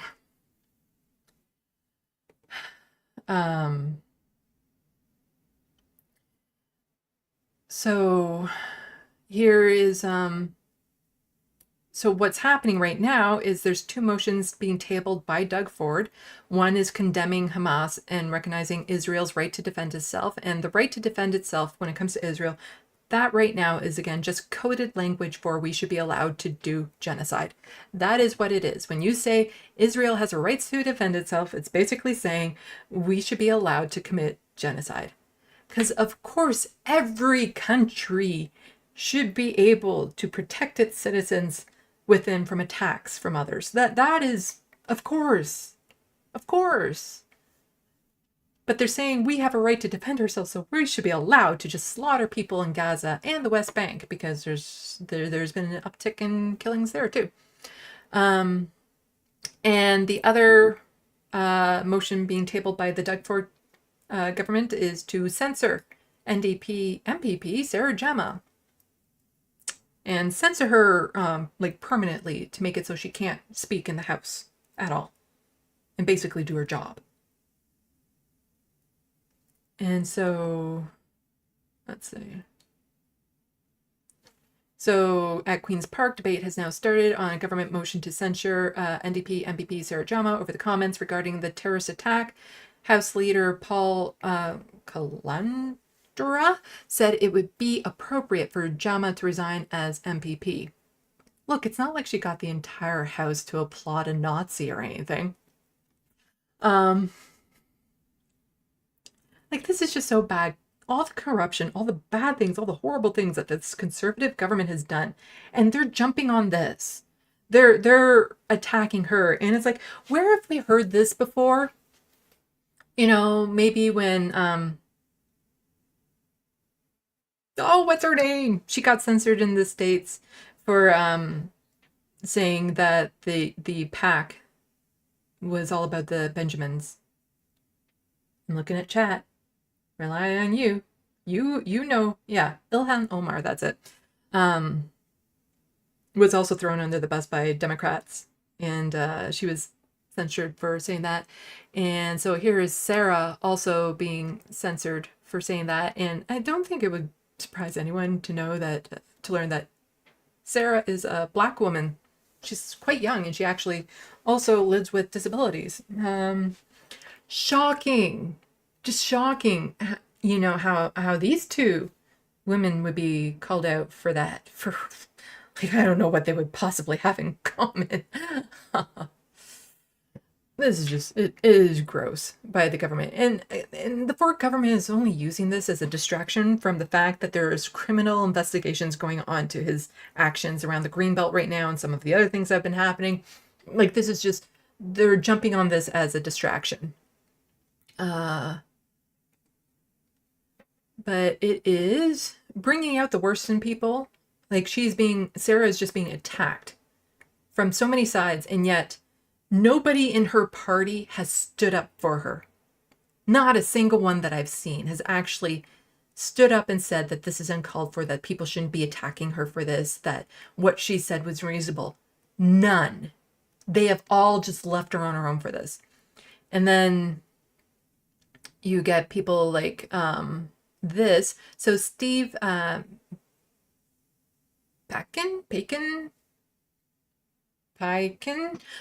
is a journalist who wrote some really ableist and racist things.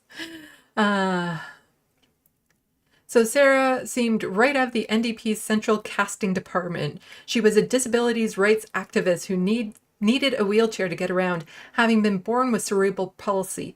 She was of Somali descent, adding another female person of color to the proceedings at Queen's Park, where the MPPs are still disproportionately white and male. And she wasn't yet 30 years old, thereby bringing some youthful vigor to the scene as well. Yeah, that's the only reason why the NDP got her, is because she is a token of a token. Like if you have a box of like all the tokens that you need to have in your party, she's like all of them in one. Like, oh my God. But ever since, Gemma has had a hard time understanding the unwritten rules of party politics, as in she thinks for herself. The first of which is that the provincial politics is a team sport. You can't say whatever you want whenever you want, because it may well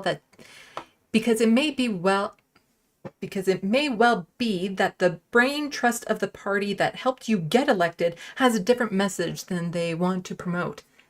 That is actually a problem with the party politics in Canada, is that you have a lot of, if you go anywhere outside the party lines, you will be smacked down. Like, you have to conform. There is no ifs, ands, or but about it. You can't just say whatever you want. You can't think for yourself. Let's acknowledge a couple of things about Gemma. First, she is married to a Palestinian and therefore genuinely feels the hurt of that community all the time. Second, she's been a rookie politician for less than a year and still isn't yet 30 years old. So she can't, the brain, it only develops at 25 or something like that. But, in some people's cases, it could be as late as 30. So she's not capable of thinking for herself yet, even though she goes against party policies because she is thinking for herself. But she can't think for herself because she's too young. So she doesn't understand this very complex issue that she has a personal stake in. Two things that suggest she hasn't quite got the experience or maturity of her new job figured out yet. Do I have to mention that Steve is white? That he's a white man? Does that even need to be? It just, yeah. That's journalist integrity for you. Yeah, I brought up his Wikipedia page. Yeah, there he is. Because I'm like, oh, so who is this asshole? Yeah, no, that I don't think anyone is shocked to learn he looks like that. But what has all of this led to? Like, you have the fact that she's being attacked by all of these newspapers and articles and government officials and leaders and all this. She's being attacked and nobody's standing up for her. So what does this lead to? She tweeted this out. Update from our Hamilton Center office. We've recently received a number of concerning calls and emails that have made us question the safety of remaining open for walk-ins and have decided to work remotely and only accept in-person meetings by appointment to ensure the safety of staff. We're deeply sorry for that this will affect constituents who rely on us for support with urgent issues. We will continue to assist you via phone, email, by appointment until it's safe to fully open our doors to the public again. And yet there are some Zionists upset that there's a rally for pro-Palestine happening. Meanwhile, I can only imagine the hate that she's getting, the fact that her staff has a legitimate fear of being in work. This is the result. One of the results of it is you have Sarah, who is an amazing person, like just absolutely amazing person. I talked about her in my surprise live stream. I suggest that you go there, but you also go back and watch the video that I did of her when she first got elected into it. And in the description of that video is to a talk she gave, and just she got me emotional. Like her ability to talk about her experience with disabilities and her struggles. Like, she is just such an amazing person. You want to know how amazing she is? This is because, you know what? Even with all of this, NDP MPP Sarah Jama accuses Doug Ford of libeling her and demands an apology. Jama has served a cease and desist letter to Ford accusing him of libel over comments he made about her controversial statement on Hamas and Israel conflict. Hell yeah. She is fighting. She is not staying quiet about this. She is up to the moment. She is fighting back. She is not going to let this slide. She is so incredible that with all of this going on, she's going to get, not going to let you get away with this. I don't care if you're the leader of the party that's ruling the province right now. I don't care that I'm getting attacked. I'm not going to let you get away with this. Hell yeah. I want her for leader. I want her for premier. Yeah, she is threatening. Oh, just ignore this part here. Ad blocker detected. What? Must be a mistake. Anyway, MPP Sarah Jama threatens to sue Premier Ford over Israel Hamas comments. Yeah, go for it. Like that is just. That's amazing. That is amazing. The strength that she has. I want there to be a Sarah Jama party, and I want them to run for the province, and I want her to be premier. That's what I want. That is what I want. So Jessa is on Twitter, and she's very outspoken about the NDP, as I am. It's not that we aren't leftist or progressive, it's that we are and they aren't anymore. So cowards, the Ontario NDP won't even go on record. You've appeased no one while trying to sidestep responsibility for anything, including stopping the genocide. So, like the fact that the leader of the NDP hasn't even tried to push back on Doug Ford about censuring Sarah says lots. But then also the Ontario legislature has passed. So they have actually passed the motion to condemn Hamas and recognize right of Israel to defend itself, supported by the PCs and the Liberals. Not shocking that PCs and Liberals would team up on something. Not shocking at all that they would do that. NDP members who wanted to add in release hostages and humanitarian aid and end bombardment of Gaza abstained from the vote. So as Jessa was saying, yeah, they didn't vote. They outright were cowards. They didn't vote. They didn't want to appear in the slightest that they were, on the side of Palestinians for human rights. Like just really disgusting behavior from the NDP in general towards her. But it's not surprising because like the federal NDP is not much better, and they recently was a convention, and so the NDP avoid a leadership race, secure 81% of the vote. Jagmeet Singh. So he is still the leader of the federal party. There were some issues that happened at the convention. Some pro-Palestinian people got in the doors and were making a ruckus and were not handled too gracefully by security to kick them out. I can sort of understand that though, because they went into a private venue to do that. But the fact that the NDP weren't even willing to hear them out, that speaks volumes. Like they don't want progressives in their party anymore. And I was really hoping for a leadership race, but the problem is that whether or not there's a leadership race is voted on at these conventions, and the only people who go to these conventions are establishment NDP. And pretty much in order for them to vote Jagmeet, or to say that they want a leadership race against Jagmeet, is he would have to do something wrong. It doesn't matter that he has basically done nothing right. He hasn't helped the party become better. Like, they're not polling any better. They're not competing any better. That doesn't matter because he hasn't done anything technically wrong either. He hasn't done anything that has embarrassed the party. So that's very disappointing because there's another NDP MP who I was really hoping would run for the party leadership, because this gives me no faith whatsoever that come the next federal election that the NDP is going to do any better. In fact, I'm pretty sure they're going to do worse under Jagmeet because nothing has changed. He's been the leader of the NDP now for like 2 elections, and there's been no improvement. Like, it just, like, sure, they're in a minority right now. So the Liberals are in the minority and the NDP is backing it up.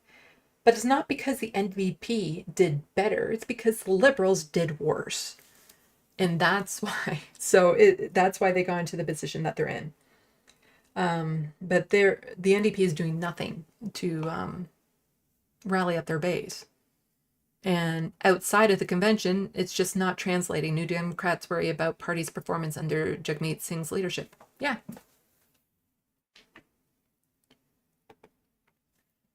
We have a party system here, and it's kind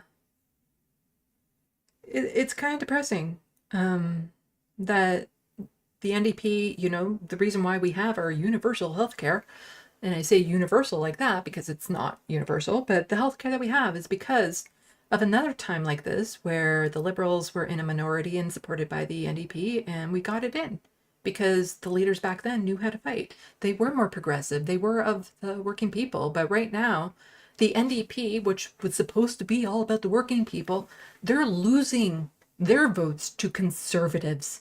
That's how bad it is. Not to the Liberals. No, they're losing them to conservatives. Oh, just so frustrating. Let's see. Want to go to, not that one. I'm looking at all these other little tabs here. So, more in Canadian news.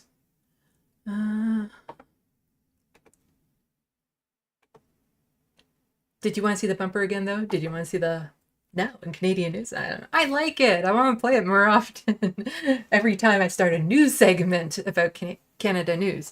Something that I've been following quite closely in Canada is MAID, which is Medical Assistance in Dying. Want to stipulate, like I always have to stipulate, I'm not against the principle of MAID. I'm not against the fact that people might want to end their suffering if they're near the end of their life, if they're living a life with a disability that is hampering their quality of life, all of that. I'm not against MAID in principle. How this country is rolling it out is abhorrent. It speaks volumes. So this is another one of those issues right now that the conservatives and thus progressives are kind of lining up on, because the conservatives voted nay on this, which was the correct answer. And again, that's only because they want to be contrarian to the Liberals. So what this was, Bill C-314, which was put forth by a conservative, was to re-examine whether people should be able to apply for MAID based solely for mental health reasons, which, because of this vote, is now still going to go ahead in March of next year. That means somebody like me will be able to apply for medical assistance in dying. And they're doing this. They're opening up MAID to people like me before opening up supports. Mental health is not treated the same in Canada as physical health. There are costs associated to it. There are wait lists. There's all these things. And before they tackle the reasons why people might have mental health issues, maybe help with housing or things of that sort, before all of that, they're going to open it up to people like me. Like, I would love to be able to go to a doctor to see if I can get tested for ADHD, because I hear medication there can actually help. But for one thing, I have to remember to ask my family doctor about it. And then once I do, the wait list for one that would be covered by provincial care, I'm looking at a year before I would even see anyone. We're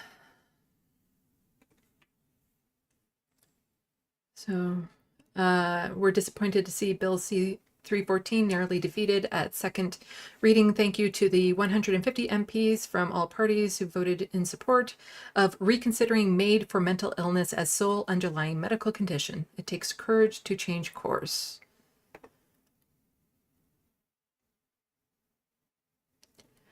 Yeah, so Bill C 314 was defeated, which means MAID will be expanded next year to include mental illness. I need every Liberal and Bloc Québécois voter to ask them why they don't think protecting Canada's most vulnerable is worth it. And then she says, thank you to the CPC, NDP, and Greens for their support. And there were a few Liberals that also voted for support as well.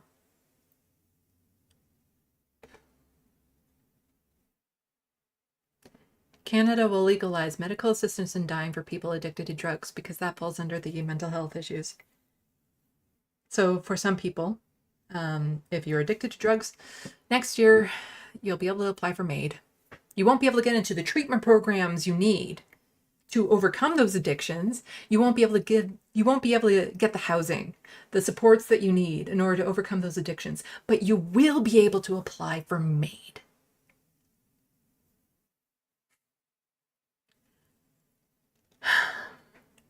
Some drug users, activists have likened the move to eugenics and say Canada should be funding more harm reduction. Yeah, they should. They should. Again, to stipulate, when it comes to assisted dying, there are some mental health issues that I do feel like people should be able to access assisted dying. There are some mental health issues that no matter the treatment, no matter the resources, no matter the supports, will not get better. And I don't judge people for then wanting to look this route. But what does it communicate to me, to people with disabilities, to the fact that there are people who lived with disabilities where all they needed was better housing, in-home assistance, who have already used MAID because they couldn't get those supports? What is this now saying to people like me? That they're willing to help us die, but they're not willing to help us live. And that is Canada. It is, some of the dark secrets of Canada when it comes to universal health care. Our healthcare system is great for people who are typically speaking healthy. Or if there's a severe sudden accident, if I were to be in a car accident and go to the hospital, I can get all the surgeries and stuff that I need. I won't have to pay anything. If I need rehabilitation afterwards, well, that, or if I need medical equipment afterwards, well, that, I may have to pay for. In fact, if my disability from the Ontario disability, which I'm on, if that doesn't cover the equipment, because they don't cover all medical equipment, then that would mean I can't get the rehabilitation. I can't get the medical supports that I need after that surgery. So they just make sure you live, but your quality of life, well, that is up to the people who can afford it. Yeah, this is just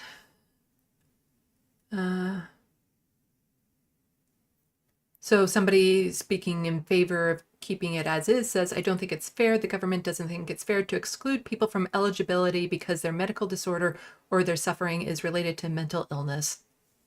That's the way that they're justifying it.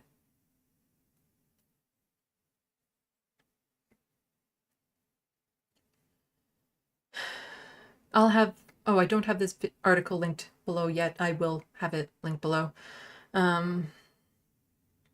The idea that we might promote or push this on people, that doesn't resonate with me at all. Adding that even if someone with substance use disorder was approved and received, he's not sure he could be the one to help them end their life. And that's coming from a doctor who currently does help people end their life.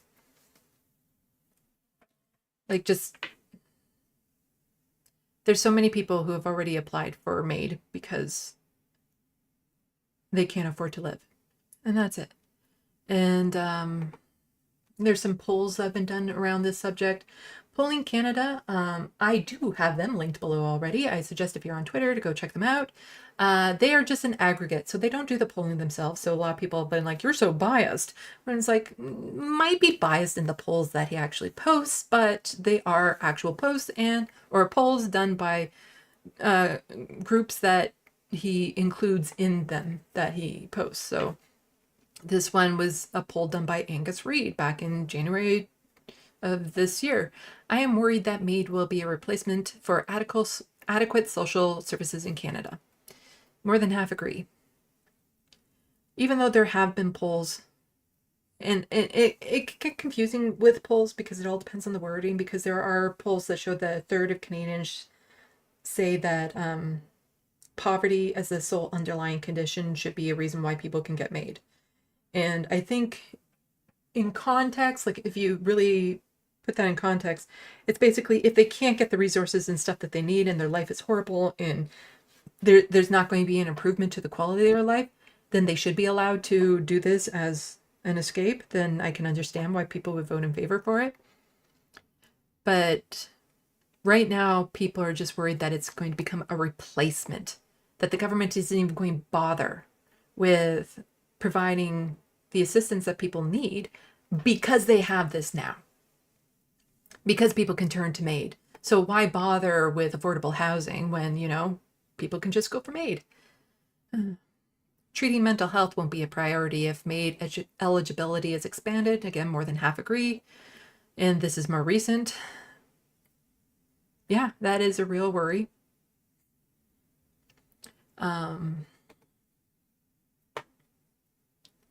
MAID eligibility should not be expanded without Canada improving access to mental health care first. And the overwhelming majority agree with that. And yet the Conservatives, no, not the Conservatives, the Bloc and Liberals said, we don't care that you guys think this, we're going to push it through anyway. And so what does this lead to? It leads to things like this.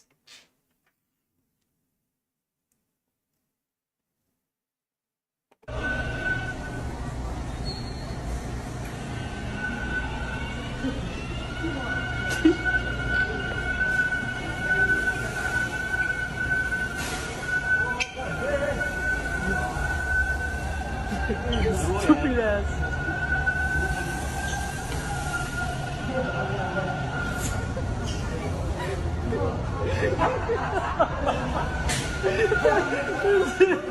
Oh my god.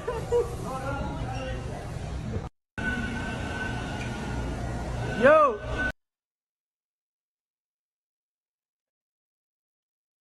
Actually, let's go back.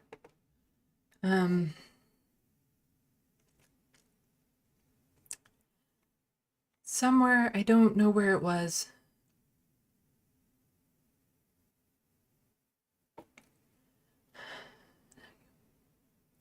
So I took the TTC today and had a young woman on our car who seemed to be suffering a mental health issue, raging against the world. Thankfully, this woman in her own rage and inner demons was pulled back from the edge by a helpful rider and extremely alert TTC subway driver. Yeah, she is suffering from mental health issues. And somewhere, I forget, it's in here somewhere, somebody recognized her and said that this has been going on for years and years and years and that she hasn't been able to get the help that she needs. And she most likely has substance abuse issues. As of next year, she'll be able to apply for MAID. She won't get the help she needs, but she'll be able to apply for MAID. And her condition could have been helped so long ago if Canada actually cared.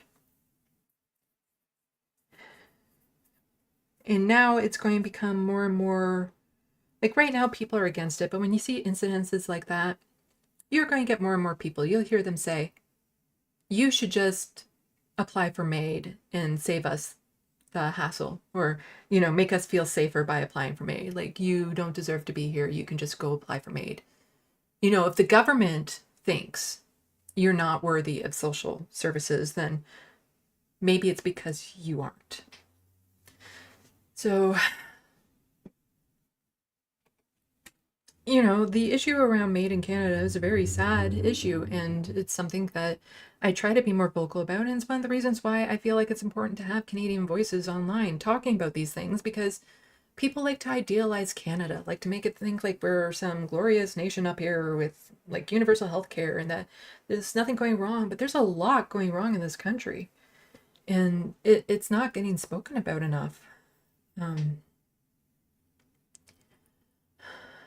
But, you know, I don't want to leave this video on like such bad stuff going on. So let's switch to some, you know, a little bit more positive notes that are still happening in Canada.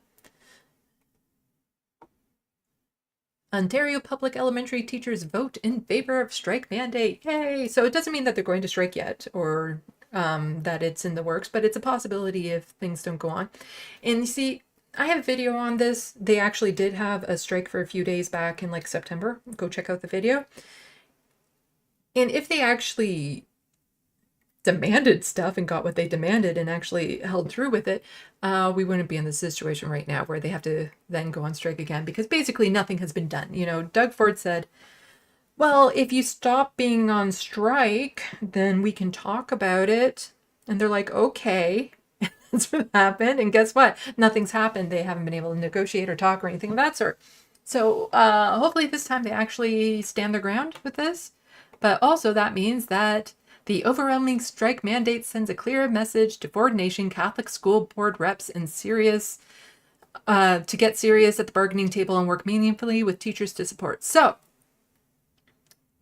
the Catholic teachers, so in Ontario, not in all of Canada, but in Ontario, there is a public English school board and there's a public Catholic board, but then there's also a French public and French Catholic school boards. There's a whole bunch of school boards. So the English Catholic school board is saying that they're 97% in favor of a strike. Okay, I don't think there should be a Catholic school board in Canada. I don't think there should be any religious institute having power like that in Canada that our taxpayer money is going towards. That's just that is me. So, you know, not everything is bad, but let's see. No, that's not the screen I want. I'm fidgeting around with this again. Yeah. Oh, it's over here. That's why. Haha. Here we go. So that was a lot of the main stuff I wanted to cover, and so now we're just going to have some fun. I want some fun, but then I'm also going to add in some actions that people can do, because it's important to talk about when all of this horribleness is going on, what can we do to help? And that question has been asked a lot of times. So we're going to have some fun, and then I'm going to tell you some ways that you can get involved and help the situations that we see happening. But first, I'm going to check chat. Chitty chat. I don't know. Do I need a nickname for chat yet? We'll work on it. So Spider Pickle said this is not new. In the past, they would have helped people with disabilities by giving them jobs in the meat grinders that were factories in. Oh, well, they've already expanded MAID for people who are living with disabilities. And that is like a lot of people whose life is not nearing an end in the foreseeable future. They can already apply. So if you have any sort of physical disability preventing you from living life, you can apply for it already. And some people have. When really, like one woman in particular, all she needed was an apartment to live in that was free of chemicals. So like no chemical sprays, no smokers nearby, no chemical cleaners. That's all she needed, and she would have been fine. But because she couldn't get that support, she applied for it and received MAID. So that's already happening.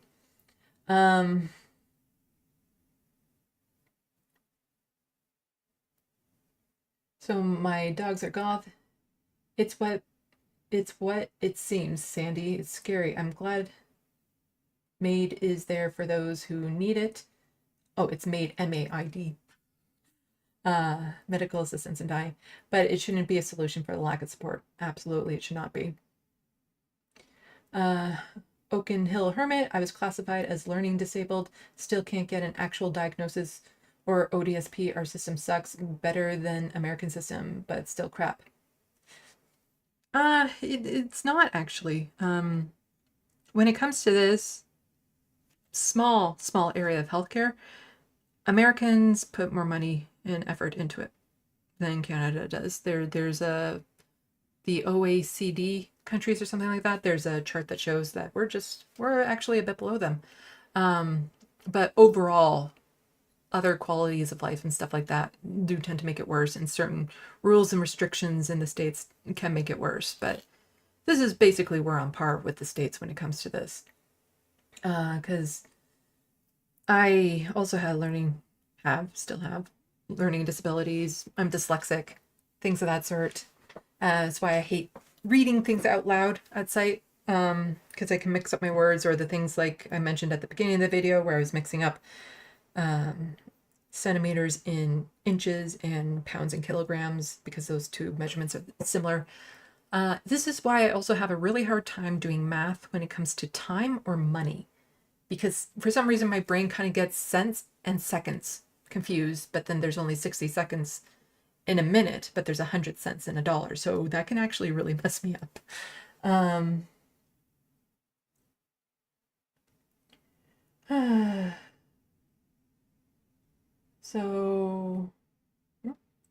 So yeah, we're going to get into some fun.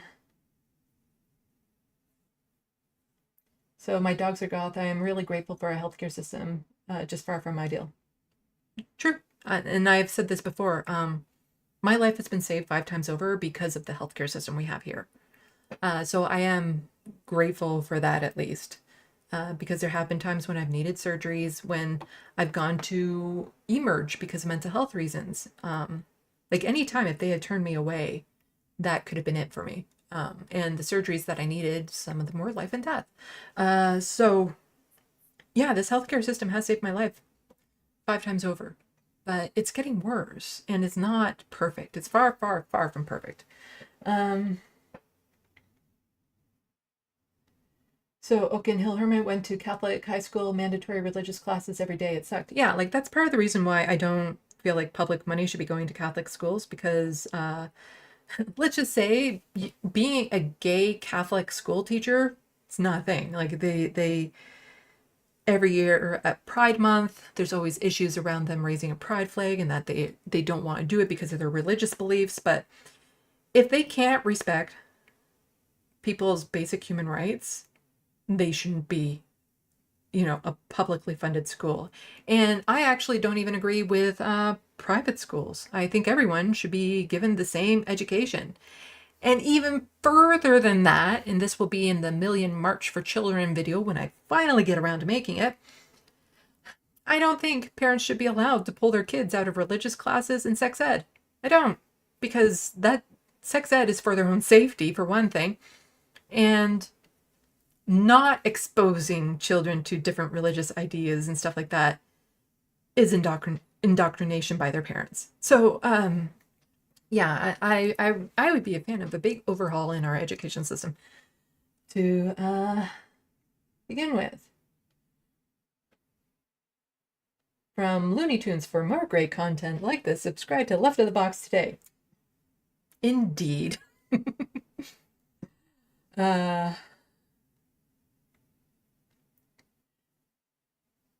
So, private schools should be illegal. Yes, I'm not a fan of private schools. The anti-corporatist, I like the way Finland does it. Private schools are actually legal in Finland, or illegal in Finland, and so poorest kids get same schooling as the richest.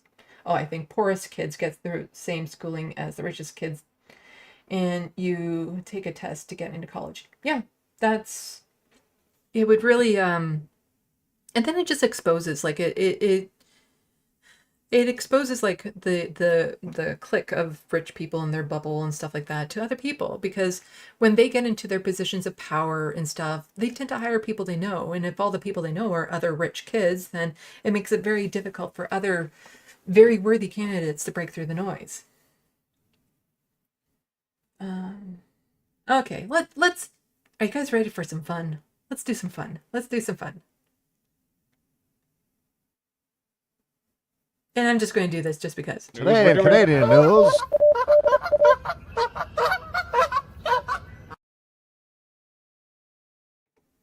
I just really love that. Okay. So on Twitter, if you're on Twitter, I believe they're also on Blue Sky. I think they might be on Instagram. I've linked them below. Go follow them.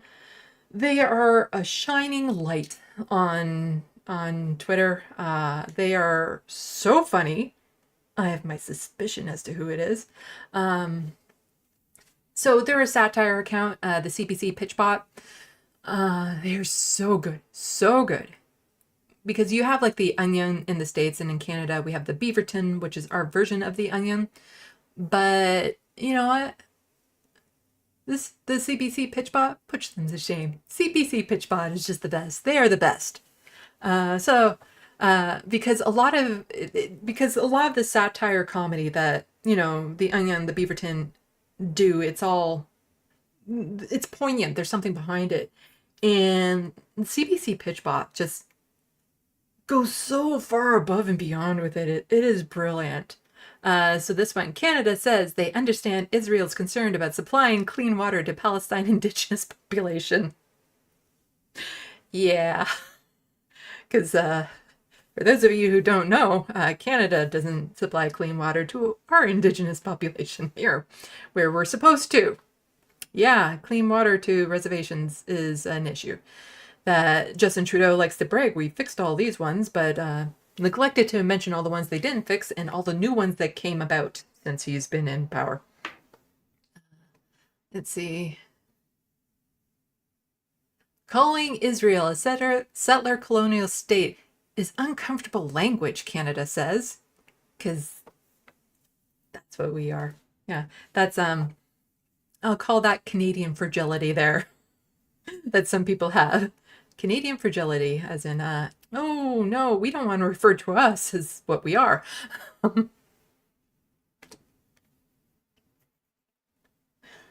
This one I responded to this one. Chrystia Freeland finally lives up to her grandfather's legacy by collaborating in genocide. Ouch. Okay, so for you who don't know, Chrystia Freeland, one of the people very proudly applauding that Nazi in the Ottawa when was introduced by the speaker, her grandfather was a Nazi. And of course you can't hold somebody accountable for what their grandparents did, but she's done a lot of dismissing it, not owning up to it, really just trying to minimize it. Like, it is just, yeah, she's just not. She's not acknowledging it. She's completely, and then she'll also talk a lot about the the horrors of communism. She's all about those. In Canada, we have a lot of monuments to the victims of communism, which are basically pro-Nazi monuments in Canada. We don't have the statues of the Confederate soldiers. We have monuments to the victims of capitalism. Or victims, yeah. We should have those. There's not enough room. Victims of communism. But just now in Parliament, Canada is once again refused to call for a ceasefire to end Israel's bombardment of civilians in Gaza, which has killed more than 1,000 children in just over a week. Freeland repeats that Canada supports the state of Israel. So that one, just spot on. CBC Pitchbot. NHL takes break from violence, systemic misogyny, and homophobia to support genocide. Yeah, that's a real thing. That's a real thing. You see, a little while ago, during Pride Month, I believe, or shortly after, there was supposed to be a Pride Day for the NHL. That's the National Hockey League. I know one sports thing. And some of the players refused to wear a Pride jersey because they are homophobic assholes. And so this caused a bit of a stir. So what the NHL did, instead of saying we'll make it optional, is to say, okay, we just won't do it. It's too political. We won't do it. We don't want to force our players to wear Pride jerseys. We don't want to show support for queer folks. No, because there are no queer folks in hockey. because hockey's a man's of a sports. But we'll stand with Israel because that's not political, because anything that maintains the status quo, the system, the capitalist system that we're in, then by default, that's not political. No. Systemic issues like that, that's not political. But being queer is. And that's what this is. You see, it's a lot of people saying that they're free to support Israel and blab all about it, even though they won't allow people or call out people for being political when it comes to queer issues. Because the Zionist state of Israel, the government of Israel, is part of the club. It's part of the settler, colonialism, capitalism, neoliberalism club. And because they're part of that club, then by default, they don't see that as being political, because that's just the way things are supposed to be. Yeah. CBC Pitchbot. So from October 7th, Canada's foreign minister says they wholeheartedly support Israel's rights to defend itself by bombing every hospital still standing, and then says they literally are doing this now. The amount of times that they have said something completely satirical for it to weeks or months later be true is kind of unnerving. It's like, no, we meant this to be a joke, not a prediction. Oh, and this one was for me. It was a very funny, underrated tweet. And yeah, I'm going to be completely full of myself right now to be like, this is an underrated tweet from me. I don't get much viewership on Twitter, but this is back when they were telling everyone in Gaza. No, this is everyone in Gaza has to move, to relocate for whatever. And they were given 24 hours to do this from the north of Gaza or something like that. And then this one wasn't so funny, but it was very poignant. It says the U.S. wasn't able to evacuate New Orleans, and their current population is 377,000 in the face of Hurricane Katrina, which was, 10 years ago? So the population was even smaller back then. The U.S. failed, hundreds died. How the hell are over 1 million people supposed to evacuate with no electricity, no mass transit, nowhere to go, and no assistance? Yeah, that is the unrealistic urge of that one. And then Israel tells Palestinians to evacuate, and it's like, and go where? The mirror dimension? Like, that is really what they're saying. That is along the lines of what they're saying. There is nowhere to go for them. But underrated tweets of mine, so please, if you're on Twitter, go and like them, even though it's way past the point. But, I'd like to have some tweets go viral before Twitter completely goes away. That'd be nice. Yeah, I'm being full of my... This is me self-promoting me right now. So now we're going to get into some things that people can do to help. So Jordan Yule has this ceasefire today. There's no time like the present. And so these are some resources. I've linked this below. Demand a ceasefire in Gaza. So here in Canada, don't email Congress. You can email your MPs. That's who you want. And you want to do it federally, because federal is foreign affairs. Sure, you can do it provincially too if you want to message your MPP to just have them not do things like the Ontario government did, where they're, wanting to call out Hamas and support Israel's right to defend itself. But when it comes to actual foreign affairs, it's the federal government you want to be contacting. So please go and email your representatives and let them know that you demand a ceasefire, because a lot of people think it doesn't help, but eventually it does, because if they learn that it's not in their political career best interest to support Israel, they're not going to do it.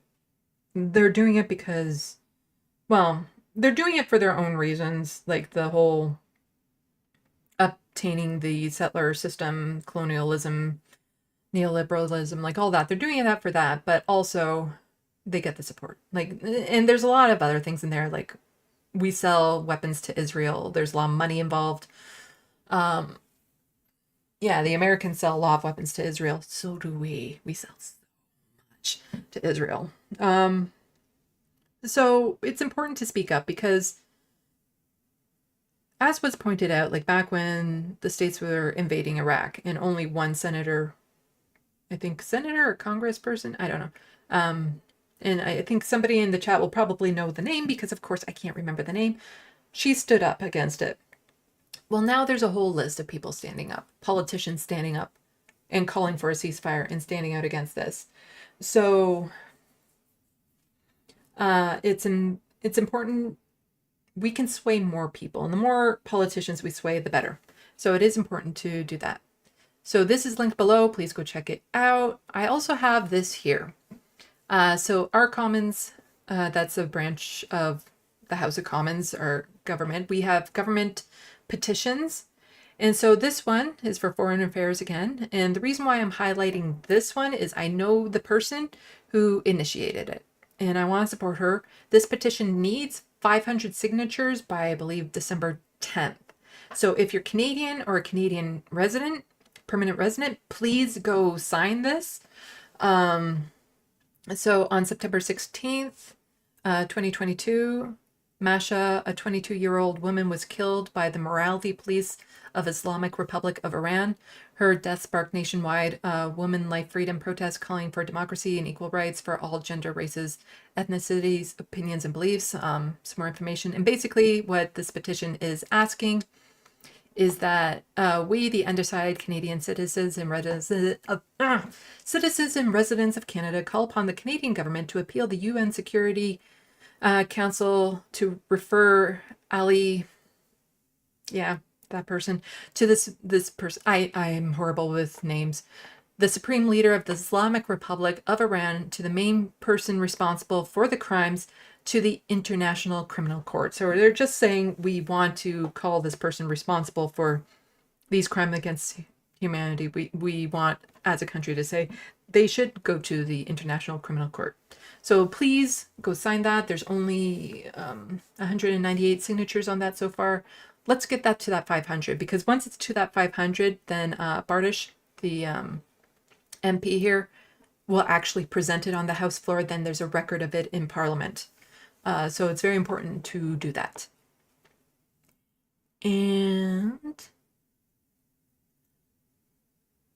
last but not least, let's get back to my main shop. Before I get to last but not least, so before that, another way that people can help, that can really help you, I think, feel better about situations like this, is to get involved with the community. Part of the reason why people get so upset and feel so helpless is, to some extent, we are. There is nothing that we personally can do to stop what is happening in Gaza. We can speak up, which is good. We can support each other, which is good. But we're helpless. We're just here to watch, it feels like. And on that scale of things, there isn't anything we can do. Genocides, they happen because other countries permit it to happen. Other countries are complacent with it. Because then there's also what happened in Yemen. There's also what happened, all the way back in Rwanda, or to the Rohingya Muslims in Myanmar. All of that happens because other nations choose not to get involved. So a way to get involved is by contacting your Congress people, your MPs, MPPs, to get them involved. So that helps, and it can make a difference over time. But even then, it feels like it's not, it can feel still like screaming and not being heard.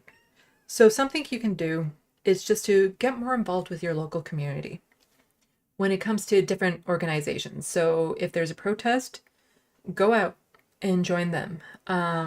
If there's...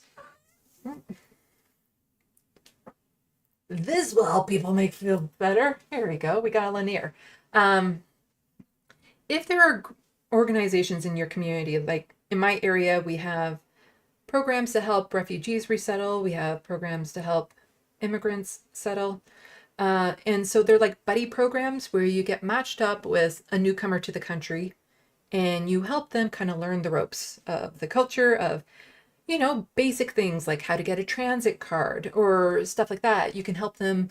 One of the things I love doing is tutoring tutoring English, Me.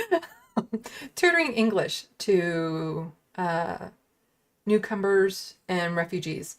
With refugees, it can be a little bit more challenging because when they came over to the country, and they didn't know any English, but there's lots of organizations that usually help, like have conversation circles for immigrants to just become more fluent. So they already have a baseline of English, but it helps them become more fluent. And what you're doing is you're helping to build community with that. Like you're learning about other countries around the world, but you're also helping them to feel more at home and building ties that way. And doing something simple like that can really help because us as an individual can't help on a grander scale, but we can help individuals. So individuals can help individuals. And it's important to do what you can when you can. And that is something that people can do. So cute. No, you gotta look at the camera. You gotta look at the camera.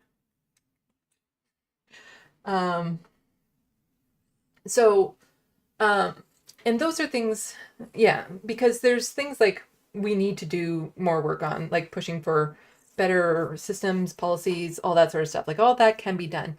But something that can help in the immediate right now is to go and help with those programs, get involved with a community group to build your community. And that can help just alleviate some of the strain and stress because feeling helpless is a lot of what drives a lot of the negative feelings and stuff. And, you know, even me doing these videos is part of me just trying to not feel as helpless, I guess.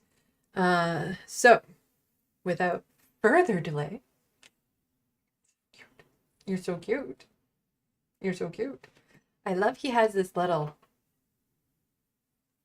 this little evil goatee thing here. Just to lick my finger. You're so cute, Linear. So I keep on saying without further ado, and then I say something else. Oh, ADHD for the win. Yes, Linear. I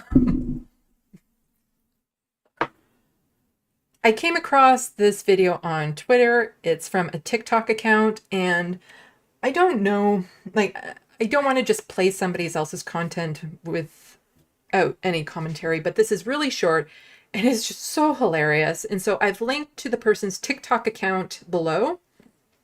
So please go check it out on her account later on. It's short. I've already watched it a few times because it's so good. And it's Halloween themed, so that's nice. And it's nice little bright spot. Let's go.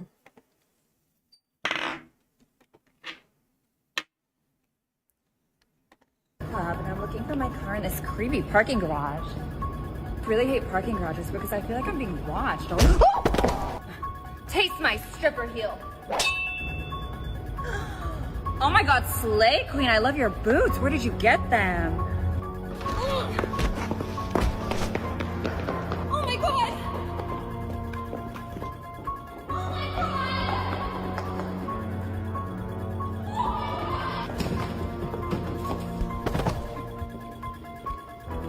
He's coming, hurry, for the love of God, please hurry up!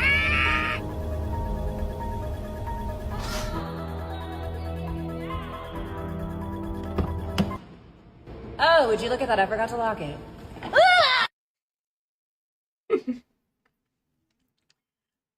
Yeah.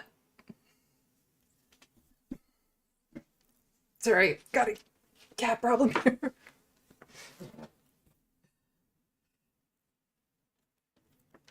So yeah, go check out her TikTok account. It's linked below. Super funny. Hopefully that, I don't know if the volume was loud enough for that.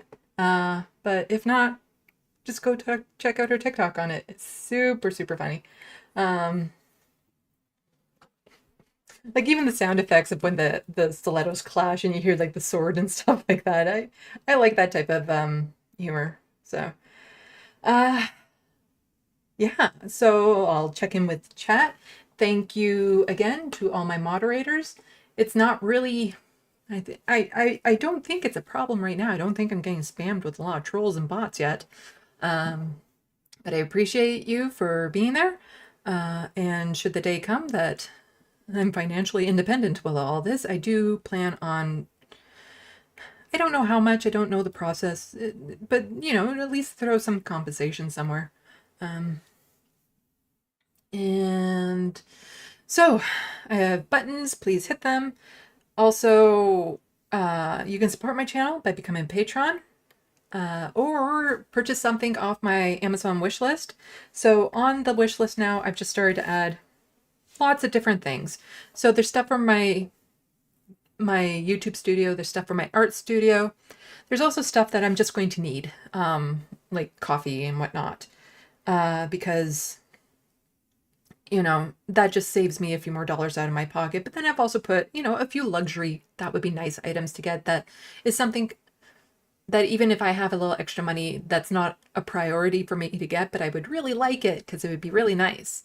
Thank you to the person who recently got me a container of cat treats and the specialty coffee. It's like a chocolate coffee. It's so good, from my wish list. I really appreciate it. And I appreciate all the people who've already become patrons. I appreciate all of you, all of you wonderful people. Don't forget, you can find me. Hi, Veneer. On all of these social medias. You can email LeftoftheBox if you want to Veneer. Check out my website for commissioned art or to buy art. He's so cute. He's so cute. And we have a happy kitty here. And let me just check chat before we go, and then that will be that. From Nita Tron, I can't read your name. It just says, like, thank you for the stream. Great stream. Well, thank you for watching. He's trying to eat cords. I think he's the one that chewed through my original mic cords. I have to be careful with him in here. That's as I'm reading some of the comments. Here we go. Nina Canadian, really thoughtful suggestion, Sandee. Thank you. It works for me, it might work for other people. Looney Tune says Sandee reads chats and super chats from this chat. Send your super chats if you can. I do read. Barbara Lee, yes, that is the person who stood up against the Iraq invasion way back when. The only person to have the courage to do that. And that's from the Anti-Corporatist.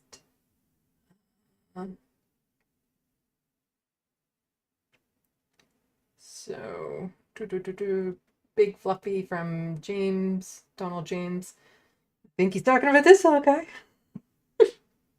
Oh, look over here. Gotta look over here. So cute. I have a toy with a bell on it, and when I ring it, he'll come like running into the living room, and he'll jump up on his hind legs with his paws all spread out, and his mouth is like open, like, ah, like it's the best thing ever. I have to get that on video, I think. Oh, there's his little evil goatee. There we go. And then he also likes to lick, which is weird. But, yeah.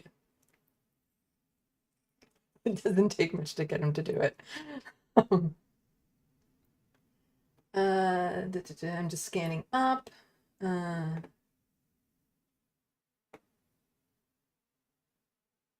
So viewer activity. Let's see if there's anything. Okay. And yeah, I'm not sure when I'll be doing the next live stream. I'm hoping that now that I'm kind of coming down from my little meltdown incident, that I should be able to focus more on the video that I've been planning to do about the Million Mile March. So I'm hoping to work on that tomorrow and get that out to you soon next week. If there's a time that people think would be a good time for me to regularly have live streams, let me know in the comments section. I'm thinking Tuesday evening because the letter hack is like hogging 3 evenings during the week. And Tuesday, I think, is open. Thursday, there's like 12 other leftist programs on, so it won't be Thursday. And yeah. Anyway, I am still get to this point where I'm like, there are people in the chat and I don't know how to end this. So, just thank you, everyone. I'll see you next time. Be kind to yourself. You know, do something for yourself, even if that means doing something for someone else. Just, it's going to be a rough little while. So it's important to take care of your own mental health as well. And so I'll add another thing to the actions that I have. And because I can see they get really run down at the majority report, everyone who watches the majority report next time, be sure to IM the show and just let them know how awesome they are when it comes to Israel and Palestine. Because I'm pretty sure they get beat up a lot over that. So I expect to see a kind comment from everyone to them. Because I send them in when I can. They get read like 40% of the time. So anyway, now I can play with my hair without worrying about it. Okay. So, salut, à la prochaine. Thank you for watching and stay tuned. I'm Sandee, wishing your tomorrow is better than your today.